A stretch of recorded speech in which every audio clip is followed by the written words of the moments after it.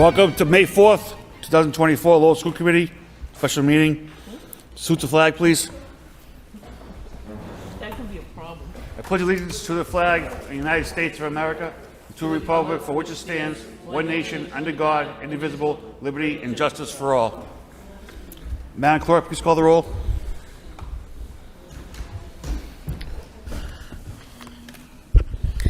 Mr. Bahu. Here.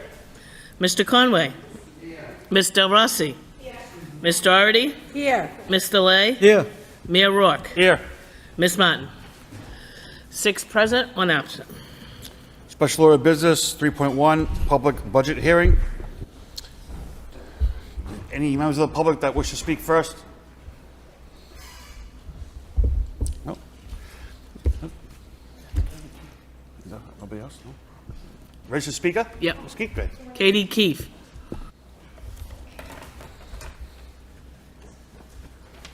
Sorry, I didn't realize it came up so quickly.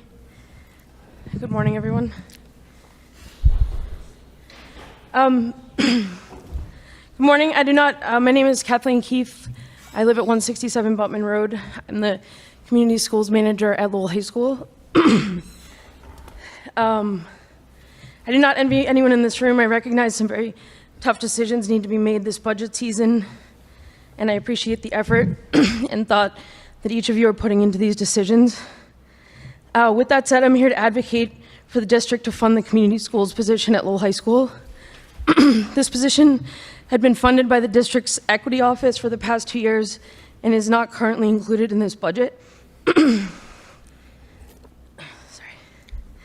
When we speak of community schools, we understand they're built on 4 fundamental pillars: family engagement, out-of-school time, academics, and the 4th being collaborative instructional leadership practices.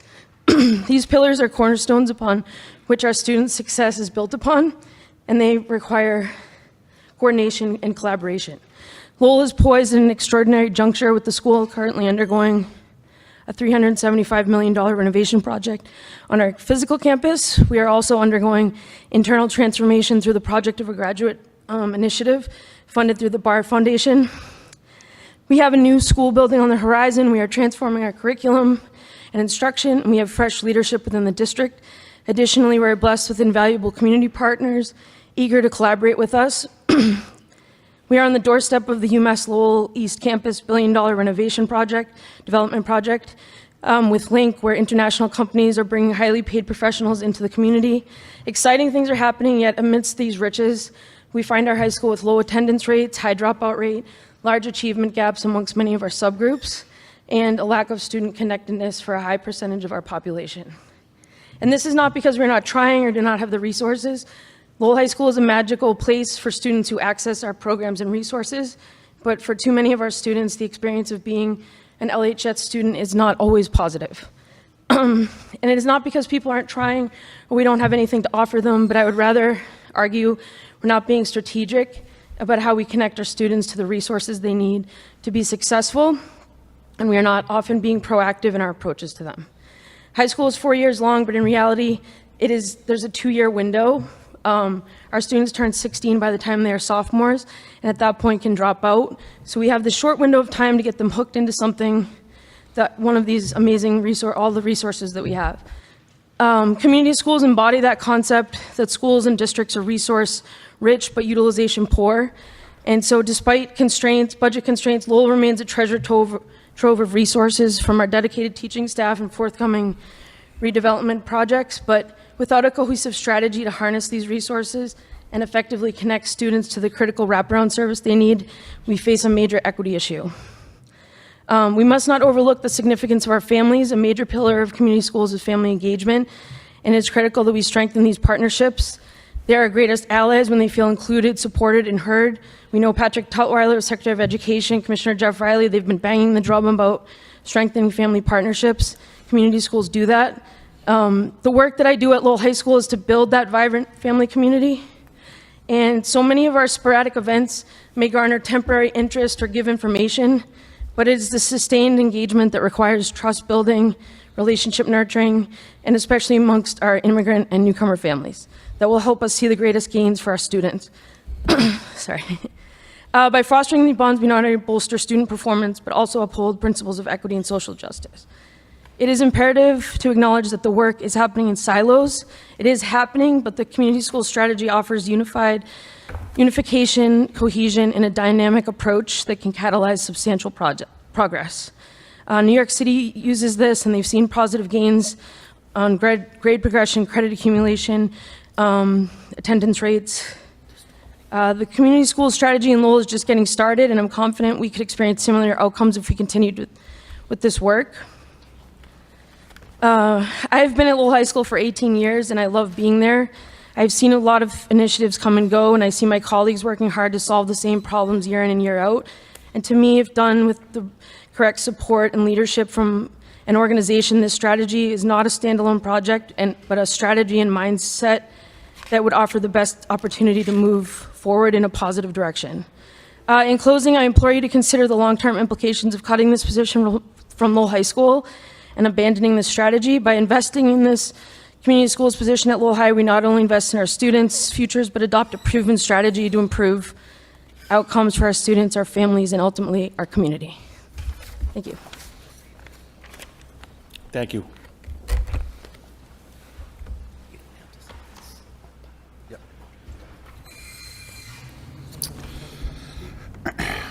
So we need a motion to vote for the action of necessity because the school committee will be voting on their own bottom line figure by Ms. Doherty, second by Mr. Bahu. Roll call. Oh. No. Madam Clerk? No. Explain what the vote's all about.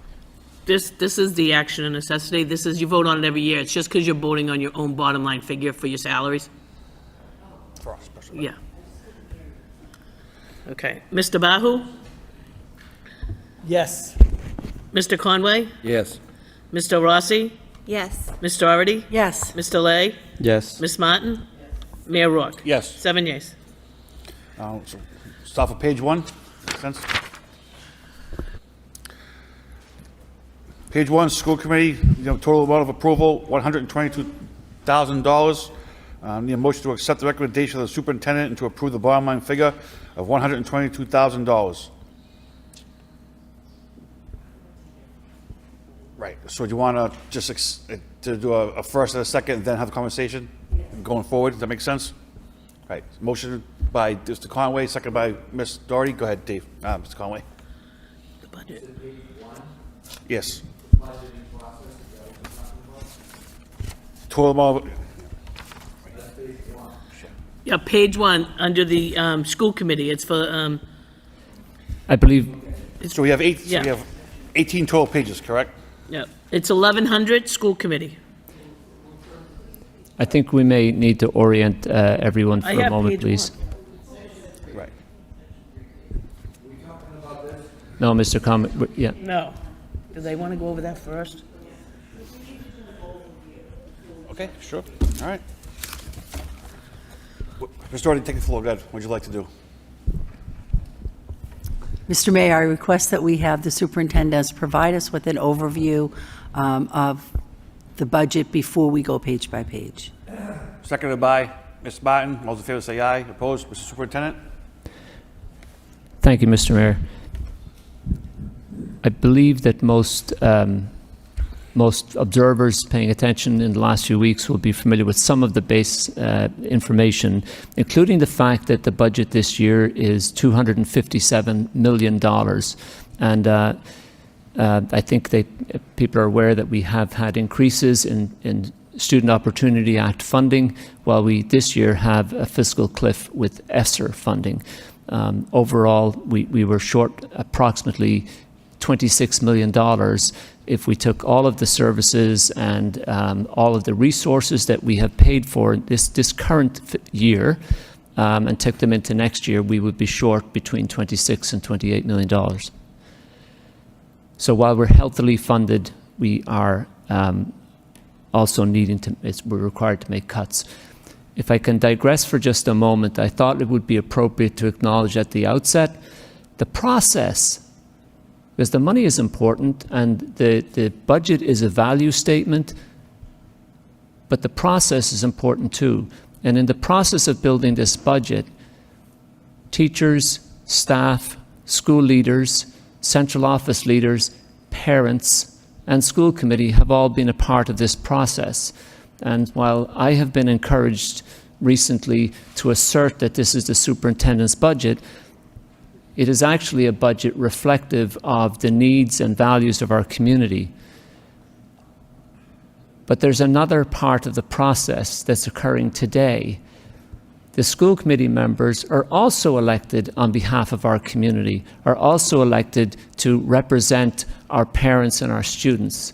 And so this is a really important forum where the school committee and members of the public have an opportunity to give further input. I want to just highlight that. I think it's really important, and I think it's an important part of the process that we end up with a distribution of our resources that reflects what we really believe in. As far as the budget book itself goes, and for the sake of moving forward with what we're at work with today, we are referring school committee members to Section 3.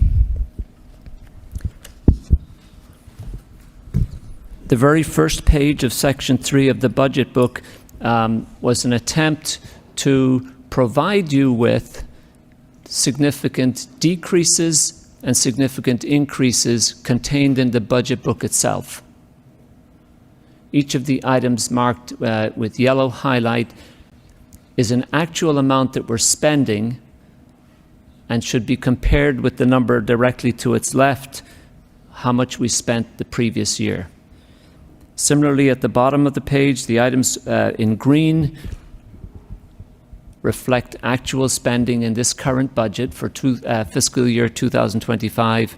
They can be compared with the column to the left, how much we spent in 2024. If we flip to the first of what we call our line items, the first page of line items refers to the school committee budget. And that's where we begin, and I believe that's where Mayor Rourke is orienting us to begin the process. I'll take questions or comments. I think if we go page by page, we're dealing first with the school committee page. I have explained previously some of the principles that we followed in building the budget, particularly principles we followed in reducing the budget. We have reduced first capital spending, we have reduced supplies and contracts and so forth. This page reflects that latter part. There are contracts and there are supplies that we have proposed to the school committee on this first page that we not spend this year that we have spent in the past. I'm looking for an example. The very first where it says school committee sponsored international educational tours, $100,000 was set aside for that in fiscal 24. We're not proposing to spend on that this year. That's an example. I don't want to necessarily take you through line by line. I'd like to leave an opportunity for questions as well. Mr. Conway, then Ms. Doherty. Mr. Conway? Thank you, Mr. Mayor. Just for a clarification, through you to the superintendent of schools, I'm looking for a bottom line number here, just before we start, okay? How many teachers are you proposing to be cutting in this budget? Bottom line.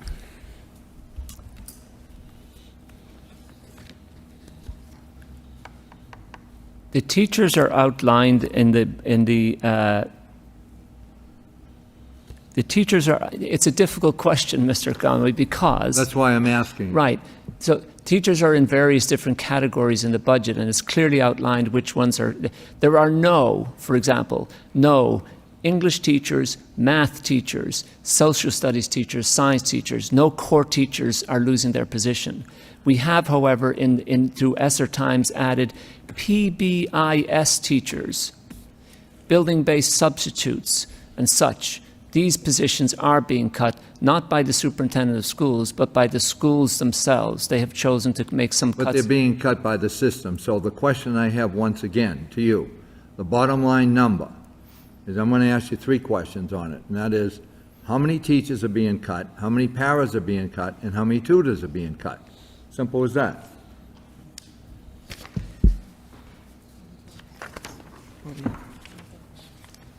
I mean, if we're going 24 through a par- budget of 270 some odd million dollars, I mean, we should have an idea of the bottom line numbers, because I know that certainly members, I have expressed that I didn't want to, the last place to do a cutting would be with, that's going to directly affect the classroom. So that's why I'm asking that question. How many positions of teachers, paras, and tutors are being cut with your budget? Mr. Conway, to answer your question, we have to pick through several line items to add. We have 24 paraprofessionals being cut so far. There are numerous tutors being cut, yes. There are very few teachers being cut, but there are some in the budget as well. I'll get a figure for you in it shortly. Okay. Ms. Doherty? Thank you. I just wanted to kind of have a recommendation and ask my colleagues how to proceed. I do have some overall questions as well, and I'm just, sorry. Just wondering if we should start with those, because I think we are, typically we start the process and we ask for more information. And as my colleague, Mr. Conway's question indicates, we might need to give the administration time to pull that information together for us, as do some of the questions I have. So should we go line by line, or can I get out my overall questions now? How does the body prefer to do that? You have the floor. It's up to you. What you'd like to do. So, and I know we've talked about the priorities and trying to look at how we make these cuts, that we don't want people to lose jobs, especially for many of the new positions we added that weren't even filled. And I think when Mr. Conway asked the number, how many paras, how many teachers, that is important to know. But we did add so many positions because we had the funding, knowing it was going to be difficult to keep all of them in. So the pieces I want more information on have to do with the SLPs, as I'm sure many of you received all the emails we got about the caseload. So my first question would be, I would like a report that would explain to us what was the timeline for getting those positions posted. What were the issues in terms of not filling the ones that we already had on the books? Were they recruited in the proper places? When did that happen? And my second piece of that report question would be, what would be the number we need to add in addition to the 5 that we didn't fill to get our caseloads in a more reasonable level for our staff? And along with that, information on why there is such discrepancy on caseload. Like, if the average is 60, why do we have somebody with 90? Like, do we need to do a better job with distributing the caseloads, or, so all that would be information I'd like to have. And finally, we have the circuit breaker account. We have money put aside for special education needs as they increase year to year beyond our control.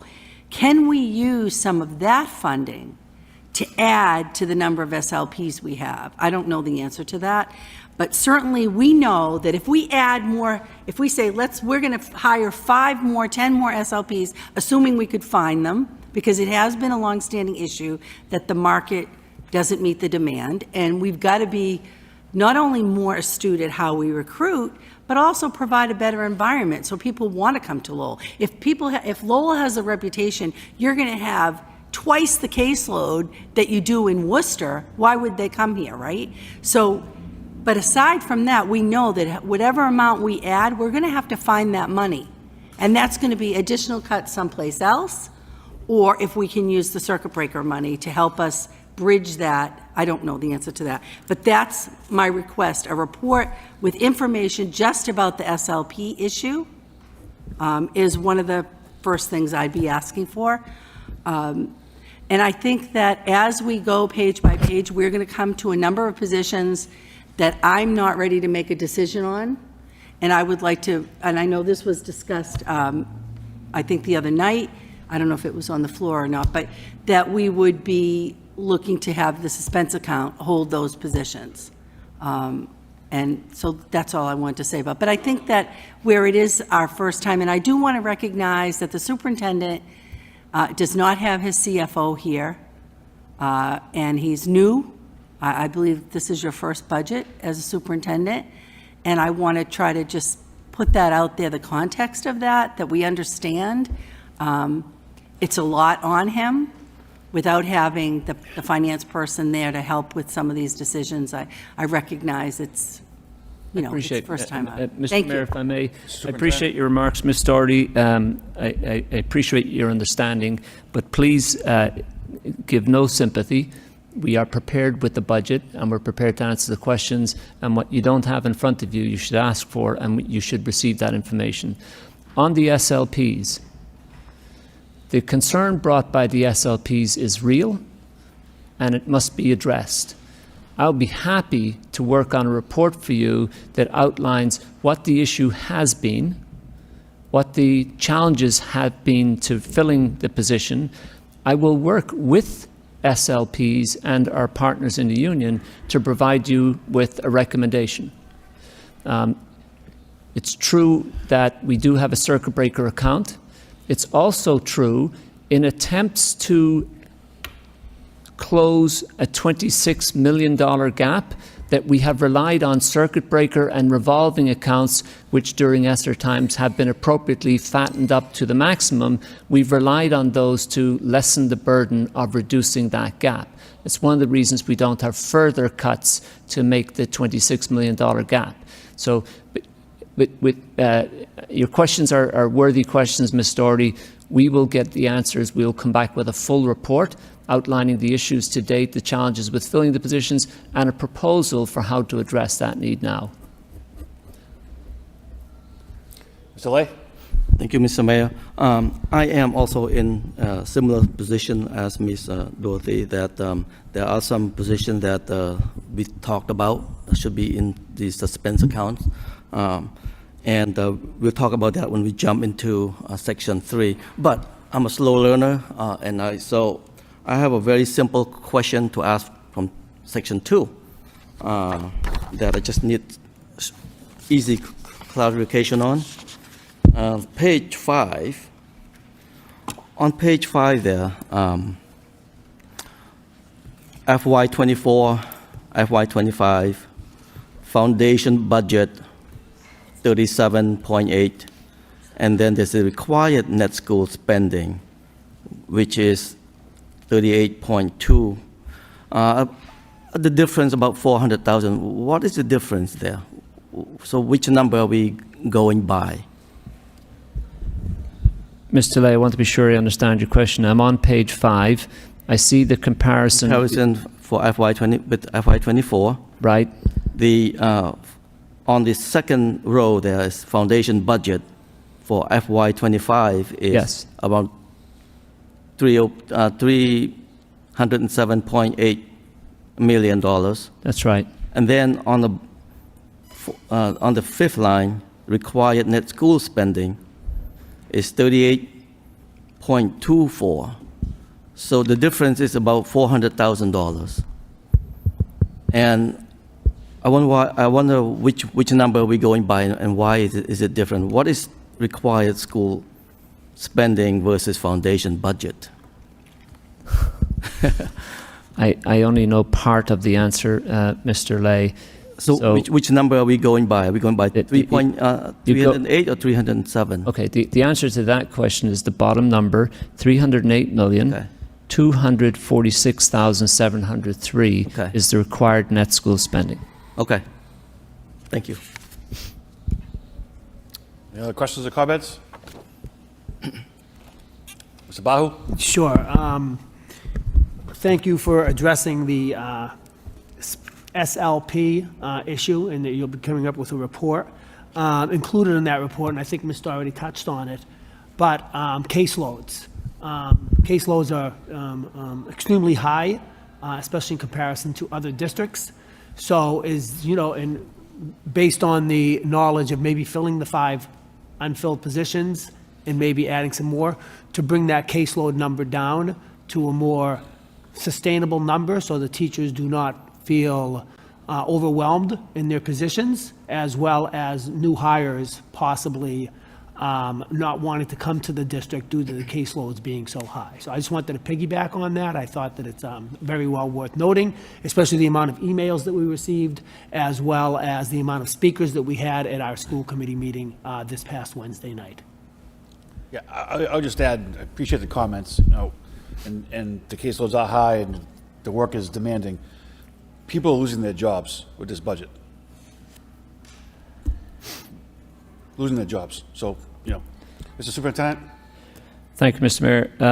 I want to acknowledge Mr. Bahu's comment. And the caseloads are a critical variable in the conundrum that we're dealing with. Were we to hire more SLPs, and clearly that's our desire and the committee's desire, we automatically would be reducing caseloads. Were we to set a caseload cap today, we would automatically require a lot more SLPs to be hired. You can say they should be. But if we're having difficulty finding 5 more SLPs right now, we need to figure that out anyway. Maybe it's also, we can argue that by reducing the caseload and capping it, we'd attract more candidates to Lowell. It's a balance to be struck. My suggestion to you is to report back, as Ms. Doherty asked for and as you've asked for, and to include caseload considerations as part of that report. And in making the report, to work with the SLPs and with the union to come up with a recommendation. I don't know if that's easier caseload or versus more difficult. So, Ms. Doherty, in a form of a motion for a report back? Yes. Second by Mr. Bahu. All those in favor say aye. Opposed? Aye. Motion passes. So how do you want to proceed? Do you want to just start with page 1 now? Yes. So page 1, Section 3. section, right. We already have a first and a second. It's a school committee total amount of approval for $122,000. Any questions or comments? Go ahead. Right off the bat, I saw a district webmaster position, and that is being, look like it is being eliminated. Is that right? Yes, Mr. Lay. And I just wonder, So, ladies, so let's start, we're doing page 1 now, correct? page 1, right? Is that I don't not? think it's on this page. You want to go to page 1, you're It's on. not on this page. I think we've got in that position yet, that's all. Section, are we on section 3, page 1? Oh, So that's just the cover sheet that has all the adds and subtractions. But page 1 is, we're on the school committee right now. Right. oh, And okay. So right now, it's just $122,000. We'll get All to where right, you're at. all right, I got it now. Well, lack of excuse me, the pun, all on the same page now? Do you see who's on this page? All right, okay. It's all us, Yeah. supplies. Section 3, page 1. Mr. Rossi, go ahead. Okay, I'm on page 1. Okay, section 3, page 1. And I'm curious where it's yellow, it says, you know, you did mention when you were giving an overview that the school committee sponsored international education tours. That was, so the yellow, where there was 100,000 set aside for that in 2024. What happens to that 1,000 now? 100,000 now, and the 25,000 that was for school committee sponsored staff appreciation event, it was 25,000, and now in the yellow it says 5,000. So what's the difference between there being a yellow and 0 and like nothing in there and it being blank, and 5,000 from the general funds now for the school committee sponsored staff appreciation? If you could explain that. Sure. Thank you. Thank you. So for everyone's sake, anything with the yellow highlight indicates a reduction. Anything with the green highlight indicates an increase. I should point out there are contractual increases. There are people whose contract, includes a raise for next year. They're not included in the increases. We all know about those. We're trying to highlight for the committee, for transparency's sake, items that you might not otherwise pick up on. To Mr. Rossi's question, there are 4 boxes highlighted yellow. If you look at the first one, it indicates that $100,000 was given to school trips, international tours this fiscal year, and because it's blank in yellow, it means we're not putting any funds into that this coming year. By contrast, the second item, $25,000 was spent in the current fiscal year on school committee staff appreciation. $5,000 is being allocated for the next year. So there's a minus 20,000. Correct. Okay. That will go somewhere else within the budget. Okay. Or just be cut, right? But that we're trying to make up $26 million, right? So it's just literally being cut. I just wanted to make sure I understood it. I didn't know if the 5,000 was the actual reduction, and so then it would be 20,000, or if it just means only 5,000 is going towards that. And okay, thank you. Mr. Bahu? Through you, Mr. Mayor, to the superintendent. I'm seeing the school sponsored field trips being cut by $435,000. Does this mean that our students will have no funding to go on student field trips at all? Because I know the aquarium could be, beneficial, as well as the Museum of Science, as well as the Children's Museum, as well as many other locations, zoos where they go to that has a lot of value in their education. Are we looking to cut that to zero, or is there some room that we could work with so that, we could send our students off to field trips? And I don't believe field trips are ESSER money.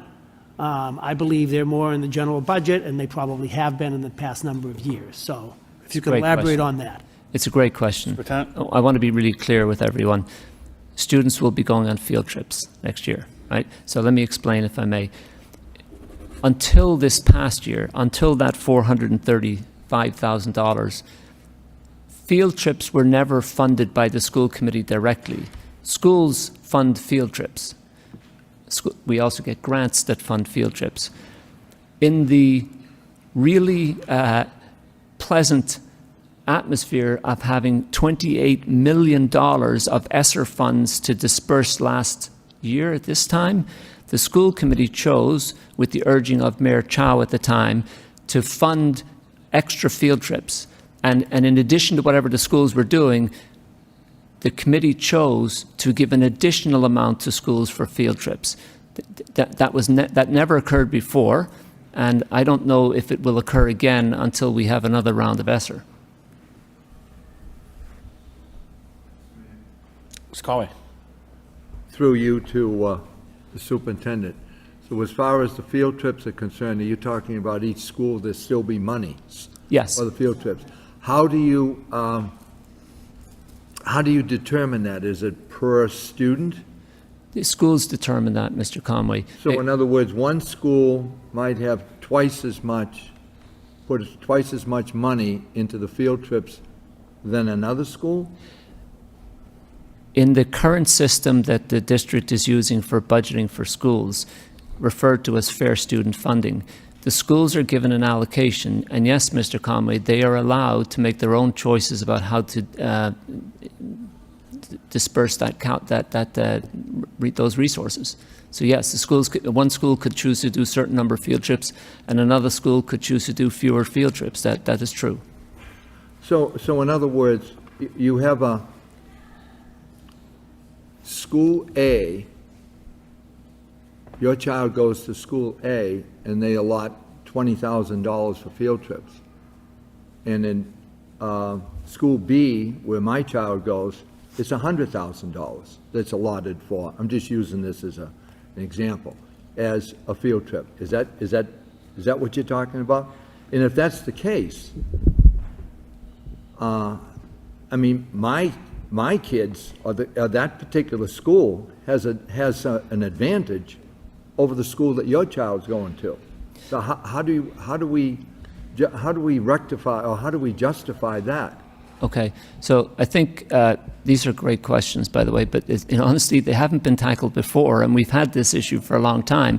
In addition to what you say, Mr. Conway, one school might take sixth graders to the symphony, another school might take sixth graders to the beach, another school might not do a field trip for sixth graders at all. The answer to your question, how do we rectify that? We can set guardrails, and the committee can guide us to do so. I believe, if I may say so, I'm being honest and transparent in the sense of the theoretical, the hypothetical situation you're talking about does exist, but it really is only hypothetical. In general, most schools take similar field trips to other schools, but we don't regulate it and we don't restrict schools in that way. Well, I think what I'm just saying is that it should be, and I'm not talking about nickel dimes, but as far as I'm concerned, there should be equality across the schools, whether it's in field trips. That gives them a great opportunity to see something, and experience something that they might not have that ability to do. So, I mean, I certainly hope that there is an evenness throughout the schools. We meet with school leaders on Monday, Mr. Conway, and I'll be happy to work with them on that. I think that would be good. Mr. Superintendent, just for clarification, every school is given a budget, and they submit what they want to spend the money on in their budget, correct? That's correct. Thank you. Ms. Doherty? Thank you. I just want to give some context. So this is the first time we've ever done this. Last year, we had the cash, and I believe it was the former mayor who made the motion that we provide this 400, whatever the amount is, 435,000, which was divvied up per student, per school. And as my colleague says, it is fairer, but it provides some base. And I think there is some discrepancy. Some schools have much stronger PTOs who do fundraising than others. And if I had the money, I'd love to do it and do it even more so that our kids get to go to fantastic field trips like some of our wealthier communities can afford. In this case, where we're looking at jobs that we could be losing in staff. But I would recommend that if there is some real concern about cutting this, that we put it in the suspense account for now, when we get a better picture of what actually our decisions are going to have to be around getting to the bottom line. What are we willing to cut in order to keep a field trip basis? I mean, I do think it was a wonderful idea, and I fully supported it last year, but we're in a different fiscal situation now. That's just one option to say, put it aside, or if my colleagues feel they're ready to make the cut because jobs are more important, I don't know. But that's just what I'm thinking. To move through the pages, it might be good to just separate out those ones that we're still not sure of. And $400,000, the $257 million budget, respectfully, is nickel and diming. 435,000 is several jobs, though. I'm sorry. Mr. Bahu? I didn't hear you. The $257 million budget is $400,000, and every school has submitted their budget to the superintendent, which includes field trip money. And the money that was put in from last year is in excess of what was already given to the schools before. Mr. Bahu? It seems to me if schools are conducting field trips and they do have the funding available, and this was ESSER money that was a one-time addition to the budget, then it would be a fair cut. We could always revisit it in future years if we have extra funds available.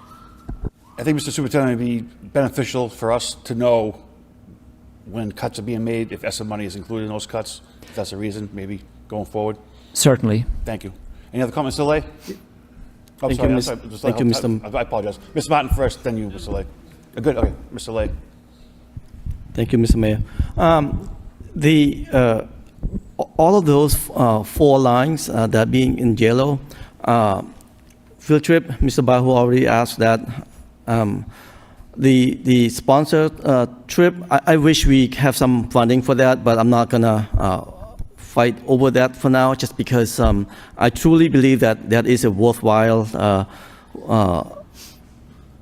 project to have. But for the $5,000 remaining for the staff appreciation event, is that something that, you know, every year and now at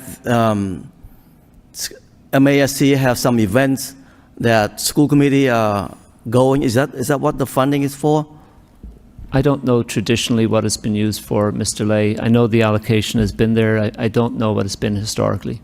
And sometime when we got a newly elected school committee, we go to MASC. Is that where the funding, the expense come from? That would not come from that line, Mr. Okay. There's a line for expenses, there's a line for subscriptions and supplies and so forth. I believe the one you just referred to would come from expenses. Okay. If that's the case, okay, I'm okay with it. Then the other line is the $200,000 that we put that for last year. It was not, it was just a space holder to anticipate late bills. So I don't know if by cutting it, make it more difficult at the end of the year, or if we leave it there, it's just sit there waiting for us to be used. So I don't know if it make any difference whether it's there or not, because it will be something that we're going to use at the end of the year anyway. So I thought that would be a good idea just to, I don't know, you want to put Okay. it back into the suspense account so we can decide later? If I may, Mr. Mayor? Yes, please. I think it's going to be a long day. Now, a number of, and it's quite all right. It's deliberation is welcome, actually.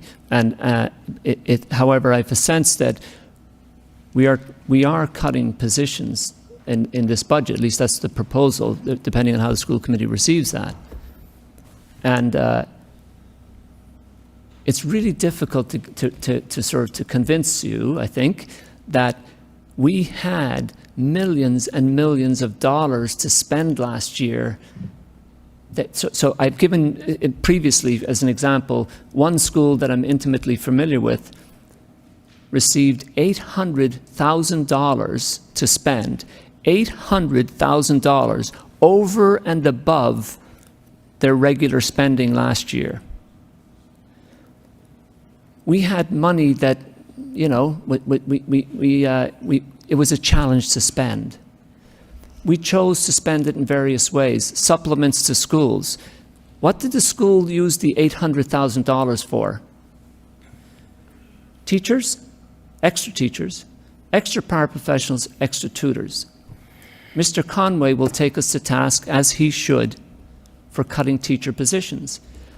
We simply cannot sustain the spending we had last year. It's not possible. Last year, we had so much money to spend, we entertained a lovely idea by the mayor to fund field trips in addition, over and above what we funded before. We're on the very first page of the budget and we're arguing about $435. That was good times, right? That was jam. We cannot sustain that spending. And so, back to Mr. Lay's point, there's also values in the judgment, value judgments in the budget. We recently had some controversy about bad bills. Bad bills are so anticipated, so much a part of the way we've operated, that we put aside $200,000 in anticipation of bad bills. The school committee voted for that. You said we need to provide for bad bills. I am saying to you today, let's not provide for bad bills, let's prevent bad bills. If they occur, we will deal with them, Mr. Lay. It's a problem, however, one further point. If we look at the budget and we say, you know what, it's not a big deal. $200,000 in a $257 million budget is not a lot. Guess what? That's 2 teacher positions. That's 2 teachers right there.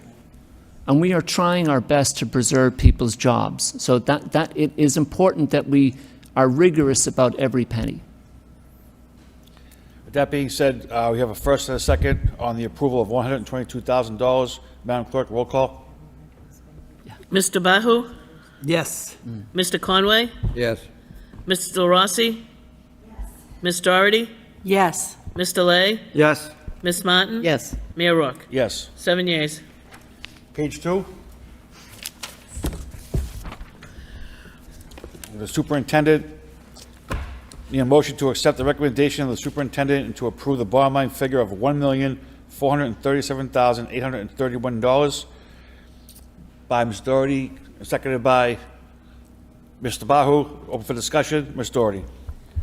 Thank you, Your Honor. This is one of the areas I would like to take the assistant superintendent positions and the chief of equity, school business administrator, and put those in the suspense account. All of them? All of those positions, till we get more information about the reorganization. By Ms. Doherty, seconded by Mr. Rossi. Roll call. Oh, sorry, I apologize. Any discussion first on it? Roll call, please. Mr. Bahu? Yes. Mr. Conway? Yes. Mr. Rossi? Yes. Mr. Lay? Ms. Doherty? Yes. Mr. Lay? Yes. Ms. Martin? Yes. Mayor Rourke? Yes. 7 yeas. So we're gonna need a new bottom line figure for this account and what's being transferred to suspense. Right, so, Yeah. so we'll go to page 3 and we'll come back to that afterwards. No, we should do it now.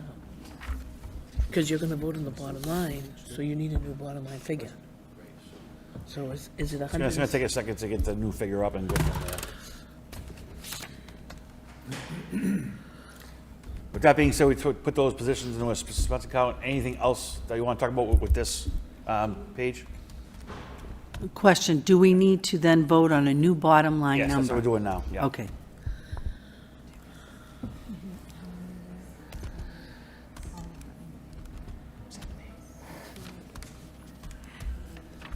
$525,000. 1,437,831 minus 525,000. Damn it. 1,437,831.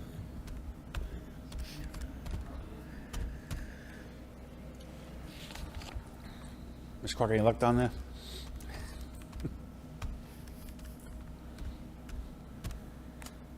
This thing's not working. We have,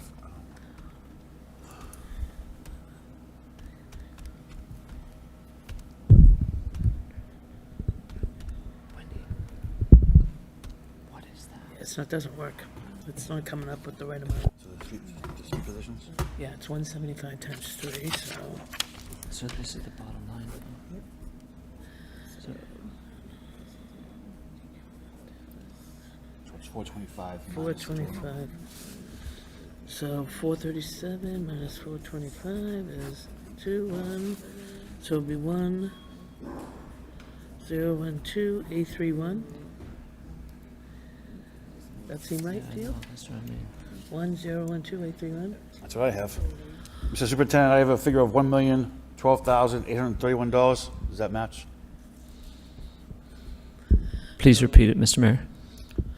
So in the previous one, just so you know, so We took out $425,000, correct, out of the total? No, it's more than that, Mr. Mayor. 175 times 3, is that what the suspense account was? Yeah. So if for clarity, everyone, we're taking out 1, 2, 3, 4, 5, 6 positions. Whoa, We're whoa, taking whoa. out 6 We're not taking out positions. 6 positions. The new bottom line number would be $349,500. I need clarification on that motion then. I didn't think you were taking out all assistant superintendent. I thought you were just taking out 3. All of them? All 6 of them? Okay.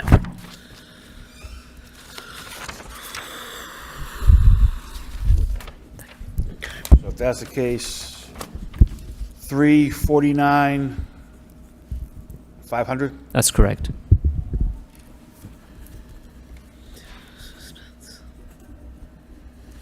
So how much is that? $349,500. 349,000. Okay, so 349 will now be added to suspense.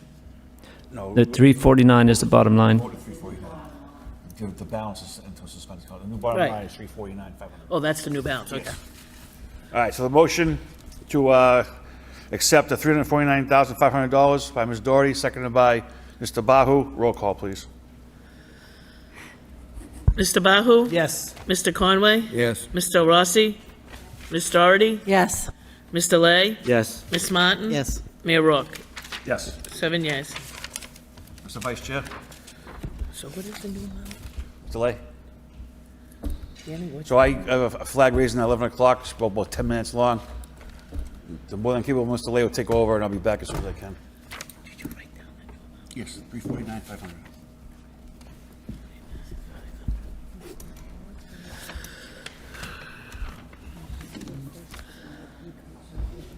So on page 3, right? Falls right here, okay? We'll get them.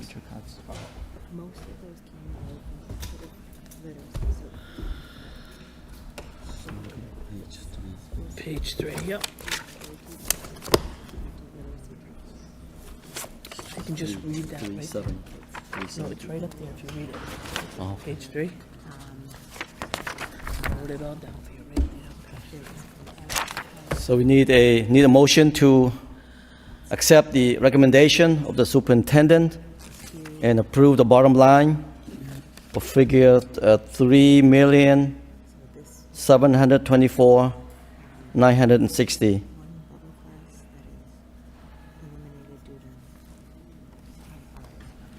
On page 3.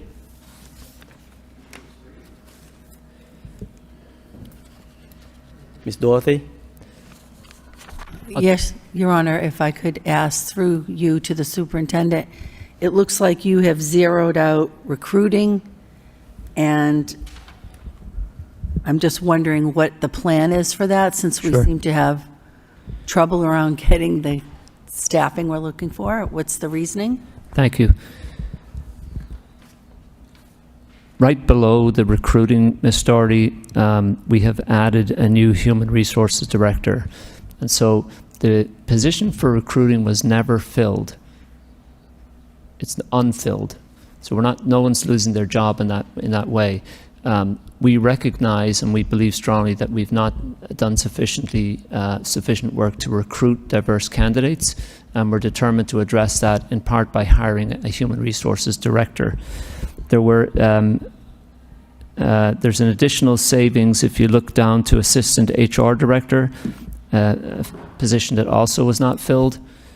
Between the recruitment and onboarding person and the assistant HR director, 2 unfilled positions, we sought to hire an HR director who we will attempt to, will use that position to onboard and to recruit particularly diverse candidates.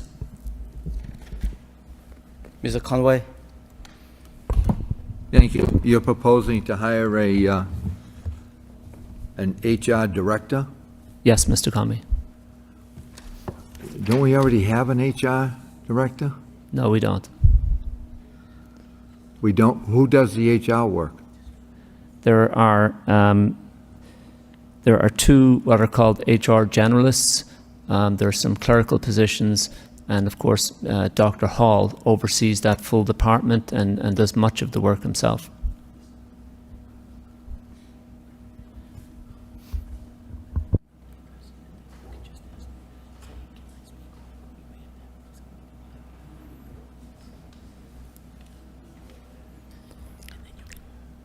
Ms. Martin? Very much, Mr. Lay.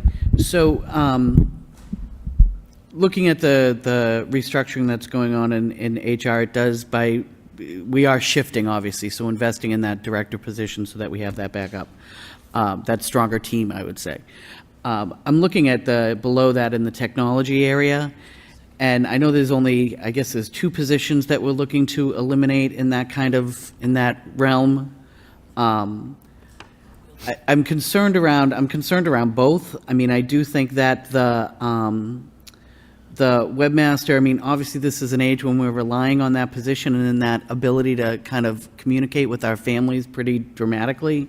And I'm not clear on the data analyst position, what role that's actually playing.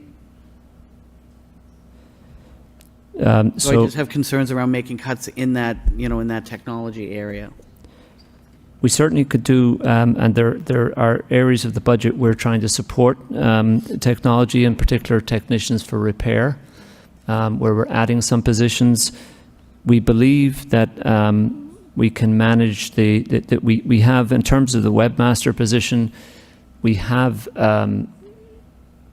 ideas around structuring a position in technology that will also manage the website. So that is part of the consideration with that position. the data analyst position, one of them, as you notice, is at Lowell High School, and that, I believe, has to do with the restructuring that Lowell High School is doing. They're intending to provide for data analysis, but not through the particular position that they've had so far. The one at central office, I believe, was in an old position in the data office that is no longer filled right now. So this is listing 2 FTEs, but it's only here as one? Oh, excuse me. I'm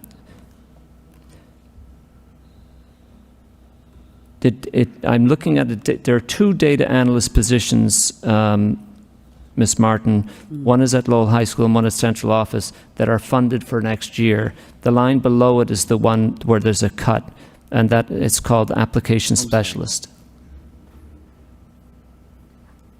But if I can explain that cut. Yeah, could you? Yes. So previously, the previous superintendent had proposed that we hire a technology worker, it's called application specialist, and we place that person here at City Hall. So there would be somebody working with the City Hall tech department on school department issues. That position was never hired. There was attempts to hire the position. They were not successful in finding a candidate.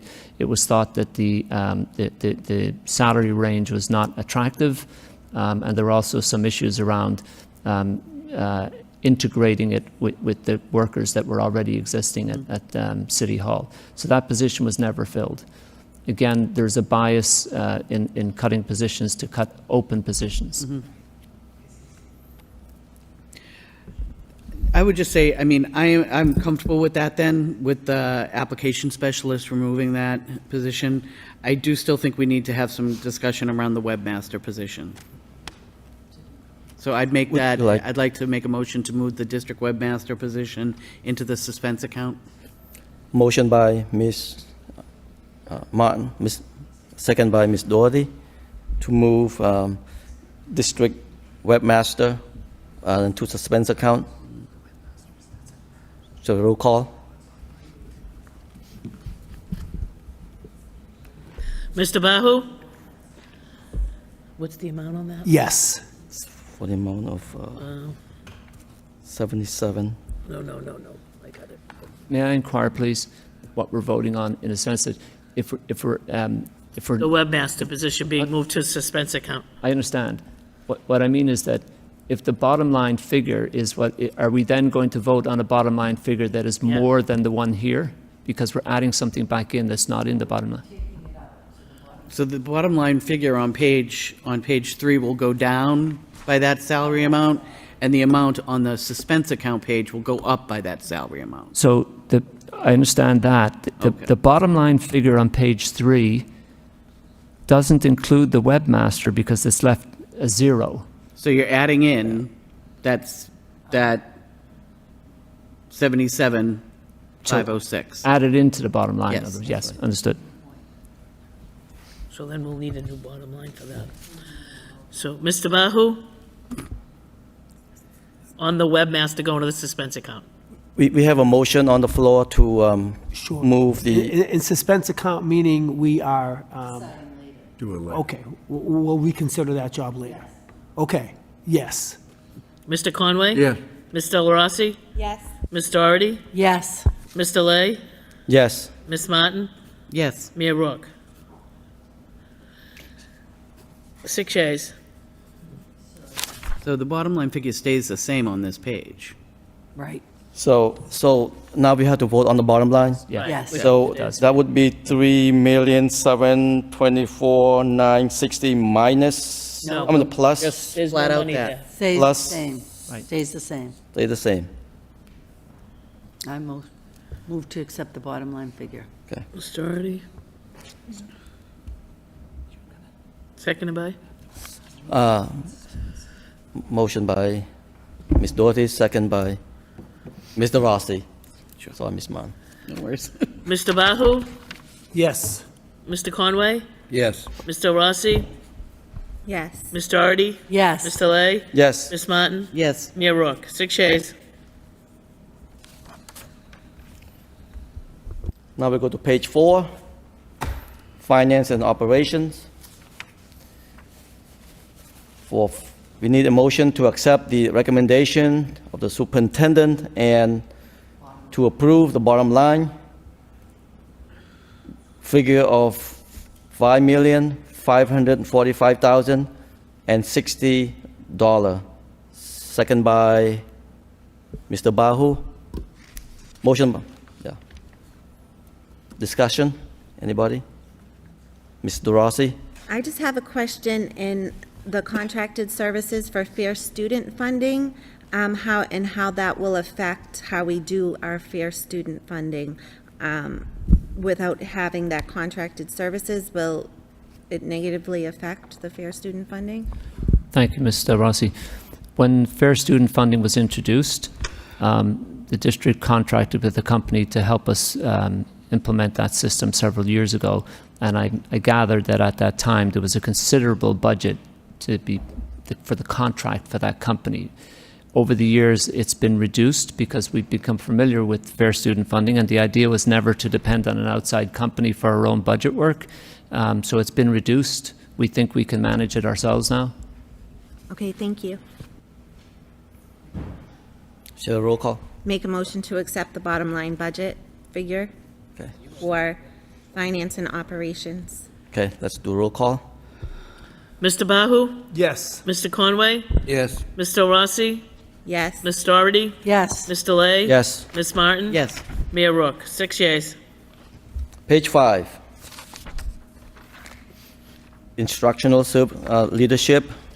Need a motion to accept the recommendation of the superintendent and to approve the bottom line figure of $3,320,510. Second by Ms. Martin. Discussion?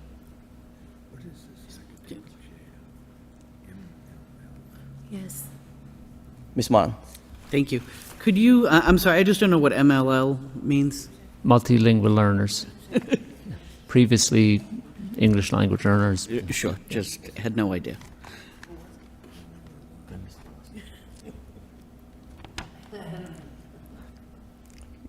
Ms.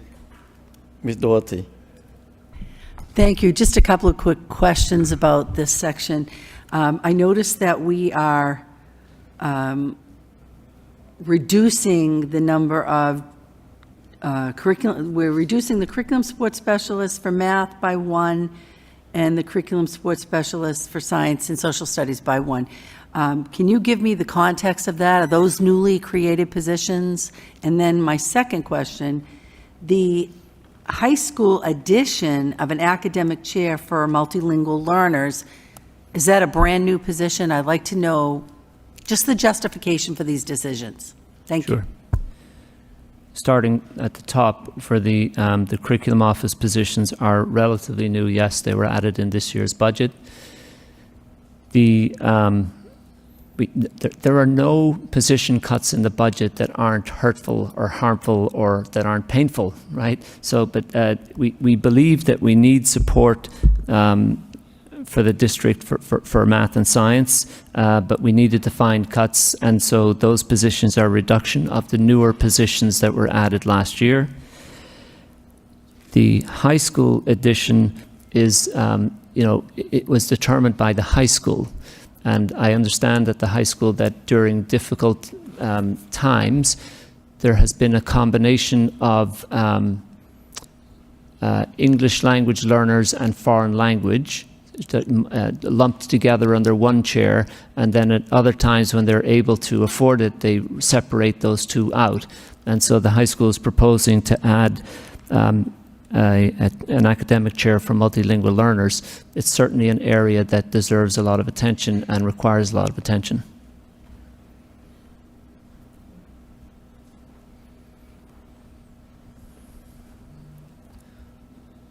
I can say more if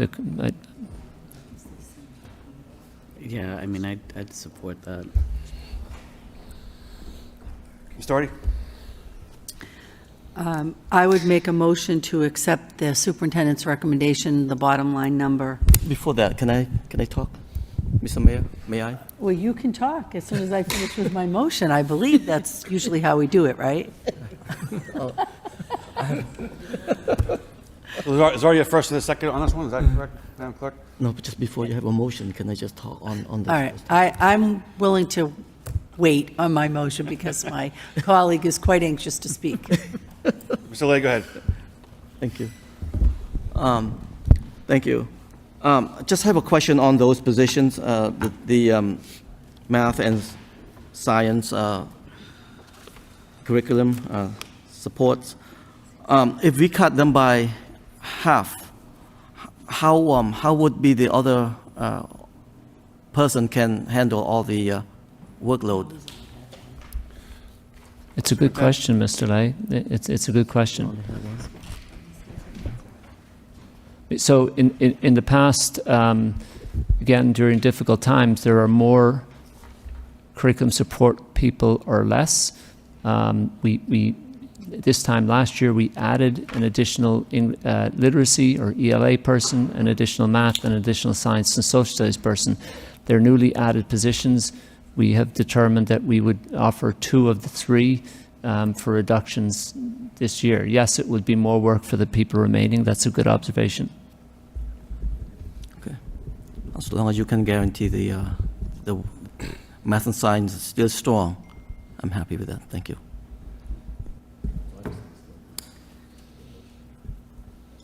So the motion is to approve the $3,320,510. Madam Clerk, roll call, please. Mr. Bahu? Yes. Mr. Conway? Yes. Mr. Rossi? Ms. Doherty? Yes, Mr. Lay? Yes. Ms. Martin? Yes. Mayor Rourke? Yes. 7 yeas. Page 6, principals/school leadership. Need a motion to accept the recommendation of the superintendent and to approve the bottom line figure of $10,842,966 by Mr. Bahu, seconded by anyone? By Ms. Doherty. Open for discussion, Mr. Rossi. I guess my question in terms of the Title I director, I know it's been taken, has been taken by somebody who's retired, but what are the responsibilities of the Title I director? What do they oversee? And I guess that's my question. And what supports do they oversee and so forth within the district? Mr. Superintendent? Thank you for your question, Mr. Rossi. As you noted, the school committee has previously indicated they would like to see the Title I position restored, so we've honored that request by including it in the budget. The Title I director oversees the Title I funds primarily, so the Title I's, I don't have a number off the top of my head, but it's several $100,000 per year in funding to all of our schools and various positions. Title I director oversees that grant in terms of programming, what to do with that money and how is it spent and how well is it being spent. And there are various ways that the person has operated in different districts and also within Lowell. In the past in Lowell, and I think when the committee recommended a full-time position, they were thinking of what might be considered a strong Title I director, somebody who can be involved in supporting curriculum and academics and not just a financial person. In some districts, a Title I position is mostly a financial position. Grant requirements of reporting on grants and so on is part of the Title I director's responsibilities. In some districts, that's the main part. In Lowell, when we've had a strong Title I director, they report and disperse the funds, and they report on those funds and their use, but they also are involved in curriculum decisions or academics, and I believe that's the will of the committee. So the final point, I think, would be that there's a choice of having the Title I director reside in the Office of Finance or in the Office of Curriculum. I believe it's the will of the body to have it be in the Office of Curriculum, and unless I hear otherwise, that's where we'll put it. Ms. Doherty? Thank you. I am one of those people who was a proponent of having somebody responsible for the Title I.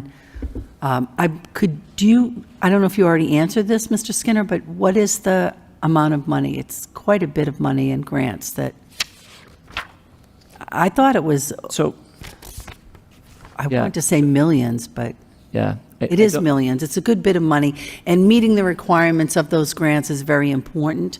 My only question is, why would this be in the general fund? Doesn't the position pay for itself out of the grant? Right. So why are we taking it out of our money when the grant money would support a Title I? It's actually in the grant column. If you look at... Oh, it's in the grant column. It is. If you look at the side that has fiscal year 2025, there are two parts. The left side is the local budget and the right side is the grant funding. So it's under grant funding. So it's not impacting the decisions we're making not. about cuts? Okay. Mr. Martin and Mr. Bahu. Mr. Martin? I was going to say that it's a grant-funded position, that it's in that category. I will say, if we had headings on every page, it'd be great, but. Understood. Mr. Bahu? Sure, and I just have, sort of a line item question, not looking to make a cut or an addition. But when I look at the principal line item, it looks like that's increased by 12% year over year. And when I look at the freshman academy assistant principal, I'm noticing a $27,000 pay increase. So I'm just sort of curious how those came to be with realistically, such large sums of money. I'm attempting to follow your question, Mr. Bahu. I have the principals line as 23 principals and how much they cost this. Looks like last year was $2.76 million. That's right. And the proposal for next year is $3.1 million. That's right. Same amount of principals. When I did my basic math at home, it came out to a 12% increase. So you're questioning that increase, that it's contractual. So the principals work on a 3-year contract. If we look at what principals are being paid right this minute, many of those principals, let's say, are on a first or second year of their contract. There's a contractual raise into next year, so we can anticipate they will cost more next year. Okay, does the same go with the freshman academy assistant principal? That's correct. Okay. So there is a difference there, if I may. Let me make 2 points, if I can, and it's worthwhile, I think, for the committee to understand this, that not for action today, but we have an issue in the district that we're following with wage compression between assistant principals and principals. So if you notice on the budget from 2024, the line that Mr. Bahu's drawn attention to, 23 principals are costing $2.7 million. 22 assistant principals are costing 2.7 as well. And so that's misleading as well, because not all assistant principals are in that line. Some of them are in a grant line. If you notice to the right, there are 5 additional assistant principals paid out of ESSER. So that's not quite reflective, but it's close. And so there are principals in the district whose assistant principal is making very, very close to what they make. And that's an issue for us in attracting principals to Lowell and in retaining principals in Lowell. It's just a comment I wanted you to be, it was an opportunity to share that with you. As far as the freshman academy, one additional reason for that increase is that previously the freshman academy had a director, and this year it is an assistant principal. And so it had to be paid at the assistant principal contracted rate.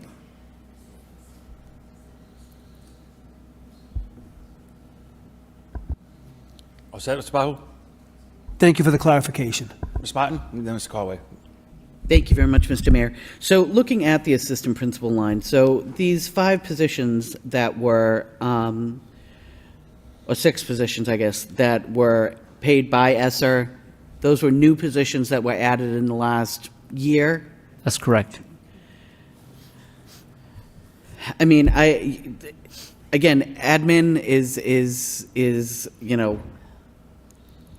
necessary and an investment, absolutely. But it does seem like, an investment in these 6 positions that have only been in place now for a year or two, that could be an area that perhaps with some of the smaller schools may not necessarily need 2 assistant principals. I mean, that takes more fine-tuning to review, and I wouldn't say out of hand how many to eliminate, but I do think that it would be worth going back to look to see if the full 6 of those positions need to be transferred onto the local fund. I'm also going to, it also gets confusing when you're shifting the number of FTEs, It's 22. you know, from ESSER into local. Your comment, I think, is very valid, Ms. Martin. I just want to point out this is another conundrum that we're facing this year that we didn't in past years. The schools themselves, with their fair student funding, with their school site councils, have made the decision to fund a second assistant principal. You know, we typically, and at least in recent years, have not altered the decisions that were made at the school level. So, you know, even as it's from a superintendent perspective, the school committee approves the budget, so you have every right to question those numbers. I'm simply pointing out that it's breaking precedent of past years. Mr. Conway? Yeah, thank you, Mr. Mayor. Through you to the superintendent. The head of school, we've got 146,370, and it's going up to 168,713. Is that correct? It's correct what you're looking at. It may be misleading. What percentage increase is that? Okay, so as I understand it, when the budget was developed a year ago, the head of school's salary had to be listed accurately for what it was at the time, and it was 146.3. The head of school probably had some percentage raise built in that wasn't accounted for at that time, but maybe matured at the end of the school year. The head of school also was out of contract at the time and negotiated a new contract. His salary going for next year would include any raises that he has due that we anticipate for next year. His salary of $168,713 is a very reasonable salary for a school of the size, and it's before Mr. Fiato's contract was fully negotiated. We did comparison studies with other districts of various sizes. It's a very reasonable salary for a principal of a school the size of Lowell High School. What I'm concerned with is the increase. We're talking $22,000, which is somewhere in the vicinity of 15%. So no matter which way you cut the mustard here, the fact is that from last year to this year, there's an increase of 15%. Is that correct? Mr. Conway, Mr. Fiato's current salary today, right now, is $165,000. I cannot account for how it was listed in last year's budget book, but his current salary is $165,000 today. Well, then why wouldn't it show that? Because I'm looking at 146,370. That doesn't make much sense. I didn't write the budget book last year. Sorry? I did not write the budget book last year, Mr. Conway, and I can't account for what it said. All right, thank you. Mr. Lay? And Mr. Bahu? Thank you, Mr. Mayor. To answer that, my personal pet peeve is that I think last year's salary is entered incorrectly in this, but I feel that the current next year's salary is entered correctly, just the previously is not. That's why you see the big jump, but... That's a helpful clarification, Mr. Lay. Thank you. Anyway, thank you. That's all I wanted. Roll call, please. Mr. Bahu? Yes. Mr. Conway? No. Mr. Rossi? Ms. Doherty? Yes. Mr. Lay? No. Ms. Martin? Yes. Mayor Rourke? Yes. 4 yeas, 3 nays. 7 personnel classroom teachers. Mr. Mayor, one more question. Can we go back to page 5 for a second? We just voted on. Mr. Lay, we already voted Because to appropriate page that 5. page. Page 5. We were- This one.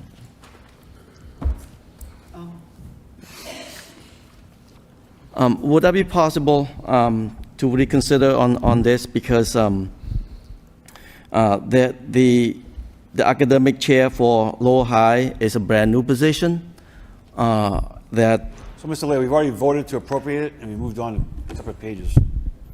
so if with my colleagues agreement, I want to be able to re-vote on this, reconsider and vote on this one more time. What I wanted to do, Mr. Mayor, is I not. would say, I think the rules are in effect, you can't do it today, right? You can't do I don't think a motion to reconsider is allowed 10 minutes after the vote. Ms. Doherty? Thank you, Your Honor. I wanted to just speak in support of Mr. Lay. He was up at the podium and didn't realize that that was one of the positions he wanted to ask to be put in the suspense account so we could discuss further. When he mentioned that to me, I recommended that we finish with what we were discussing. So I think that's really why the page went by and he didn't realize.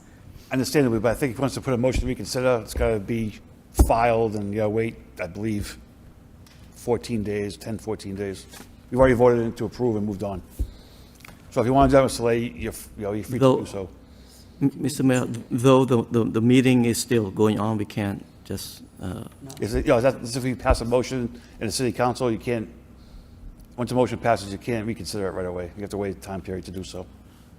Mr. Rossi?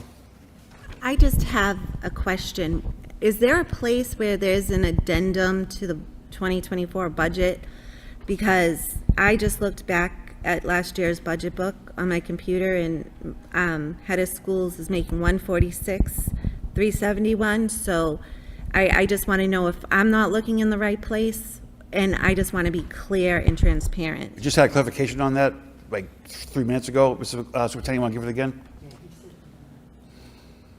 What Mr. Rossi is saying is consistent with what I said. It's listed that way last year. You're correct, Mr. Rossi. All right, so All right, so we're on to page 7. Mr. Lay, if you want to do something, you can do it for the next city council meeting. Personnel classroom teachers, need a motion to accept the recommendation of the superintendent and to approve the bottom line figure of $114,125,108 by Ms. Martin, second by Ms. Bahu. Discussion? Ms. Doherty, then Ms. Martin.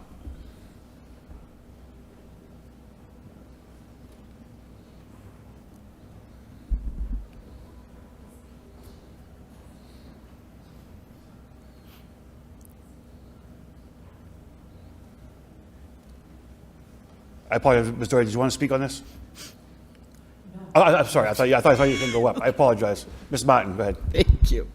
I'm just curious because as you go through this listing, there are obviously shifts in FTEs. And I'm finding it challenging to kind of see what the total over-under is.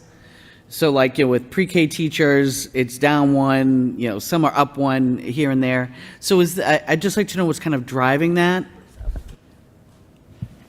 I mean, is it just shifts in population, or are there actual context to that we should know?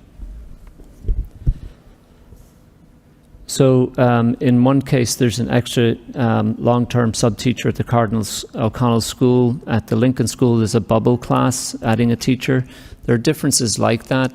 There may also be minor differences when the schools work on their budget through school site councils and they submit their budgets. What you see in front of you is a roll-up of all the decisions of all the teachers being hired across the district. So if a school changed, let's say, added an art teacher or reduced a dance teacher, such, it would be reflected in the numbers here. But primarily, the differences we see offhand are a bubble class at the Lincoln School and an extra teacher at the Cardinal O'Connell School. So that final one, the other category, the PBR teachers and all that, where we're seeing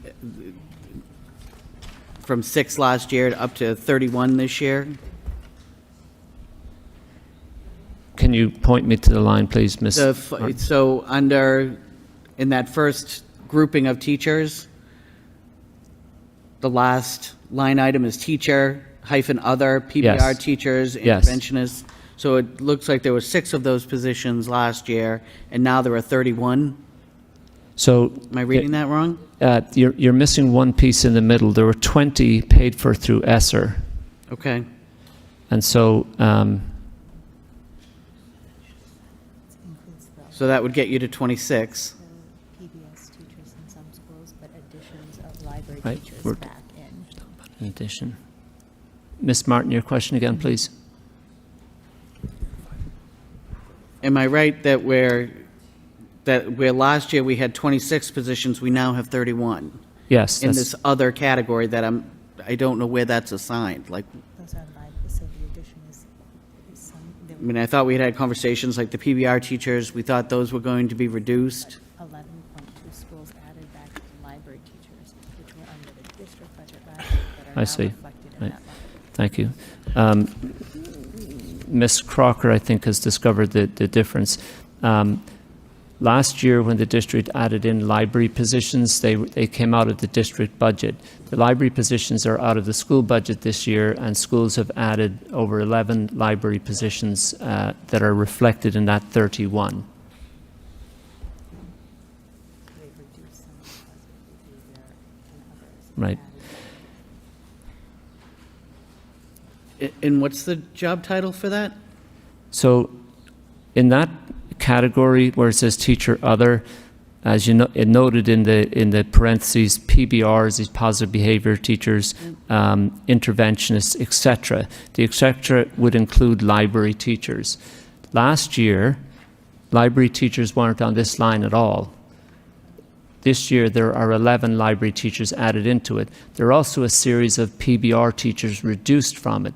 It's just that the overall, when you combine last year, 6 and 26 positions in this line, this year it's 31. But the composition of the positions is very different. There are fewer PBR teachers, there are more library teachers.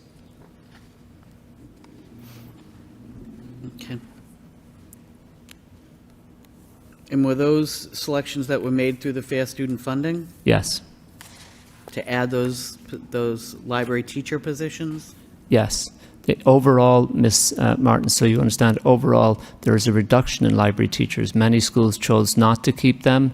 Many schools also chose not to keep PBR teachers. Okay.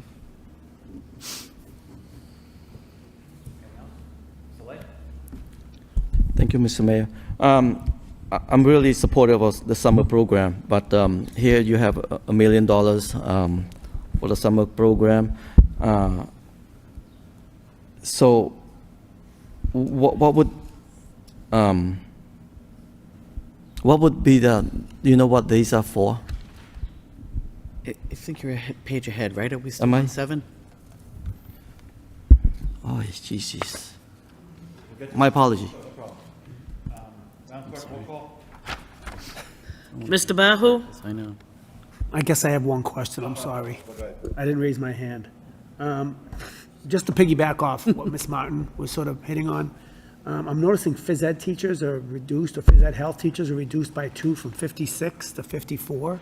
Is that something that's recommended by the principals as well?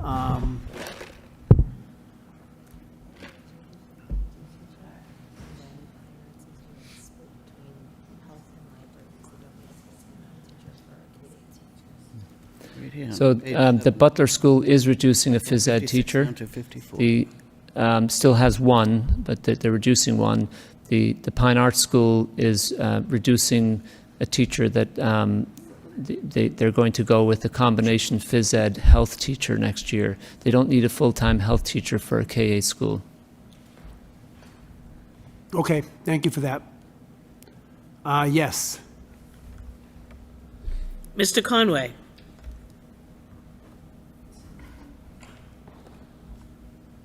Yes. Mr. Rossi? Yes. Ms. Doherty? Yes. Mr. Lay? Yes. Ms. Martin? Yes. Mayor Rourke? Yes. 7 yeas. So, page 8.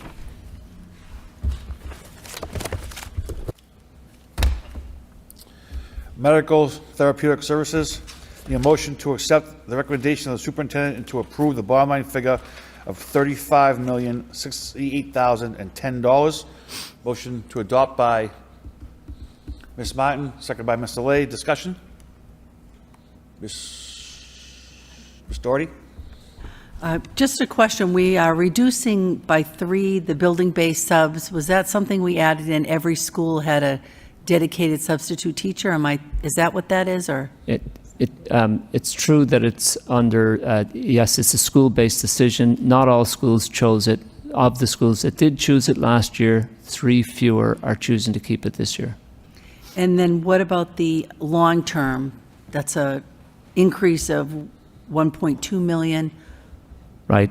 In that case, some of the budget figures are based on historical precedent, so we keep track from year to year of what the costs were.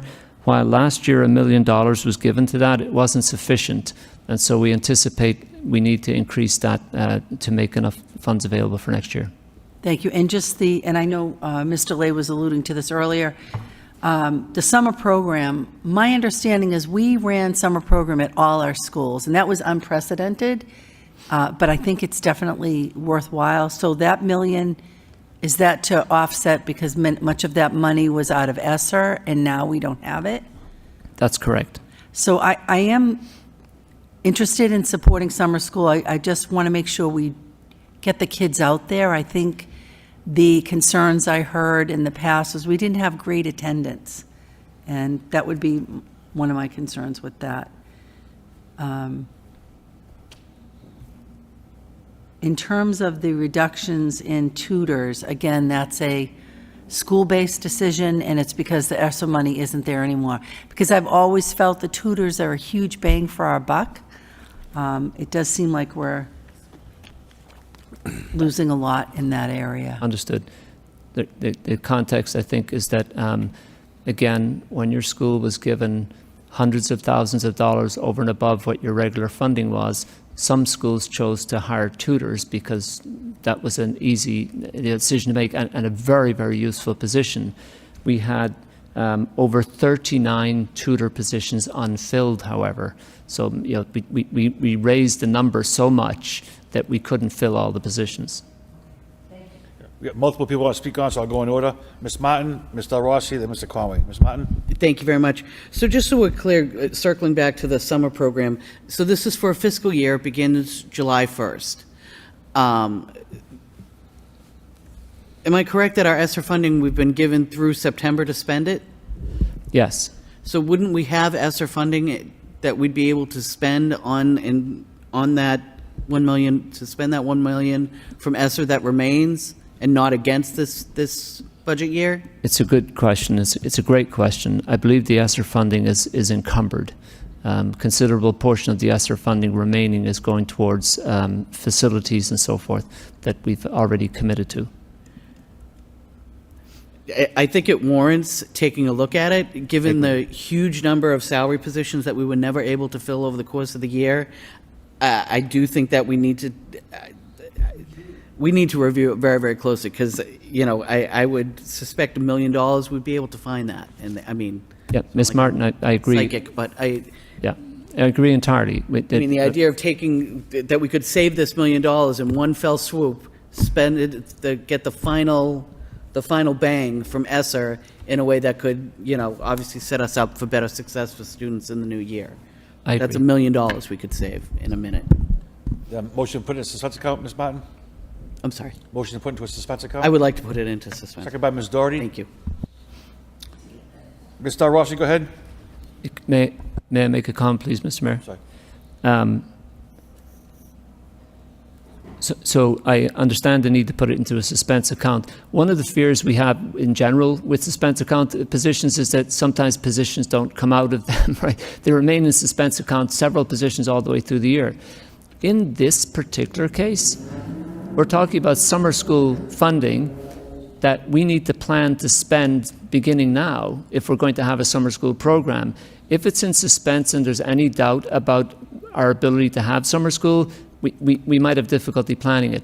What I would like to commit to, if Ms. Martin is willing to consider it, that we will look to spend ESSER funding for the summer school program. Yes, we will. and we'll take it from ESSER if the money is available. I promise to seek out that ability to do that, and therefore move that $1 million back into the school department local funding. But I'm worried that if it's in suspense for a week and you wait for a week for me to give you more information, that won't be a problem at all. But if it's okay, thank you. Mr. Rossi. In terms of the tutors intervention enrichment, 15 hours per week, it says last year we had a total of 75, but there are being 89 eliminated. I was just curious as to how that number came about.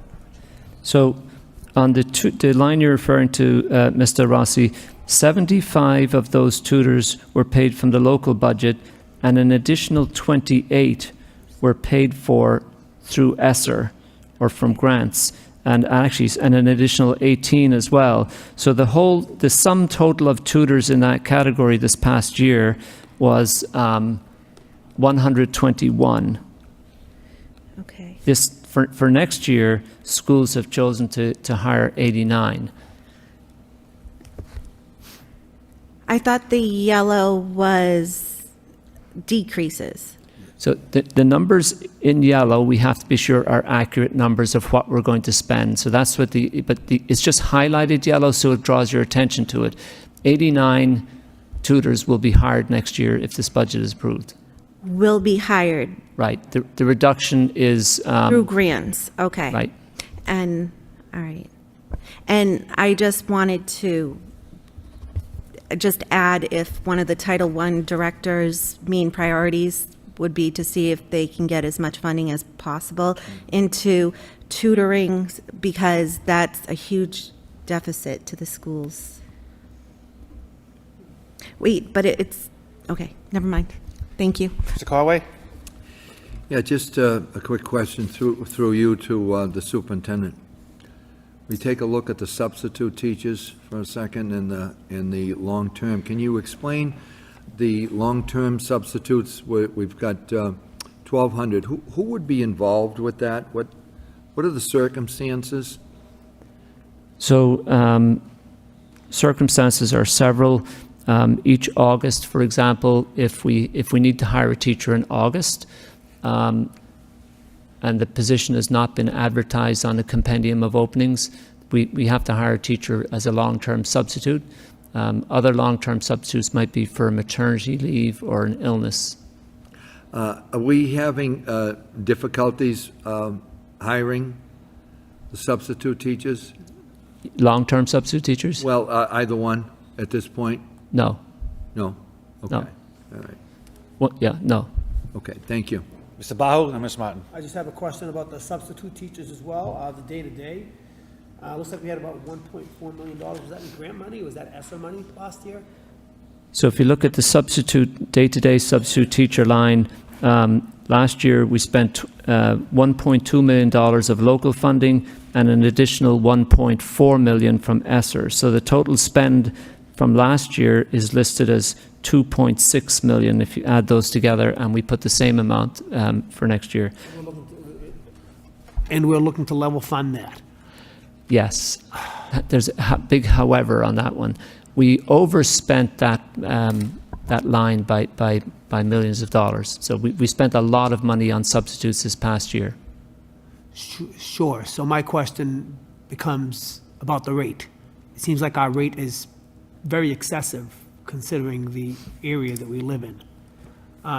Is that something that we or you will be looking at? Yes. To go ahead and reduce, because we're not going to have that extra 1.4 million available to us, and if we're spending excessively, we have to be very, Yes. So, Mr. we Ba- need to identify with that line as best as we can. Dr. Hall has worked on comparisons with local districts. We do want to reduce what we're giving as an outlay for substitutes. Most recently, we've been paying $240 per day for substitutes, and that does seem to be excessive at this stage.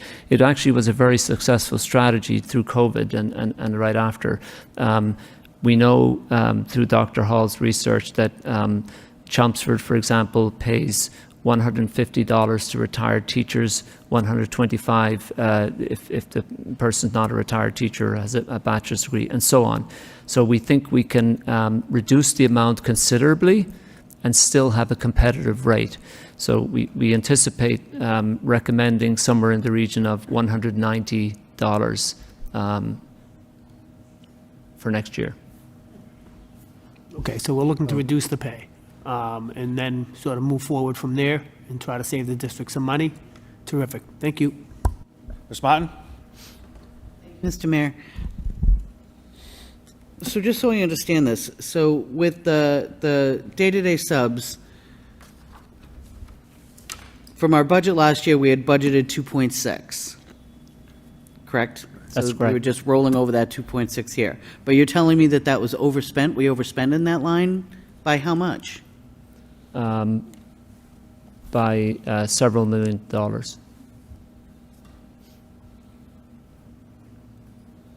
Okay. Not knowing how many million, so that's going to be Approximately fun $6 to million. find out. But it seems unrealistic then. I mean, obviously, we need to bring our number back into a reasonable range. So obviously, that will give us some savings. But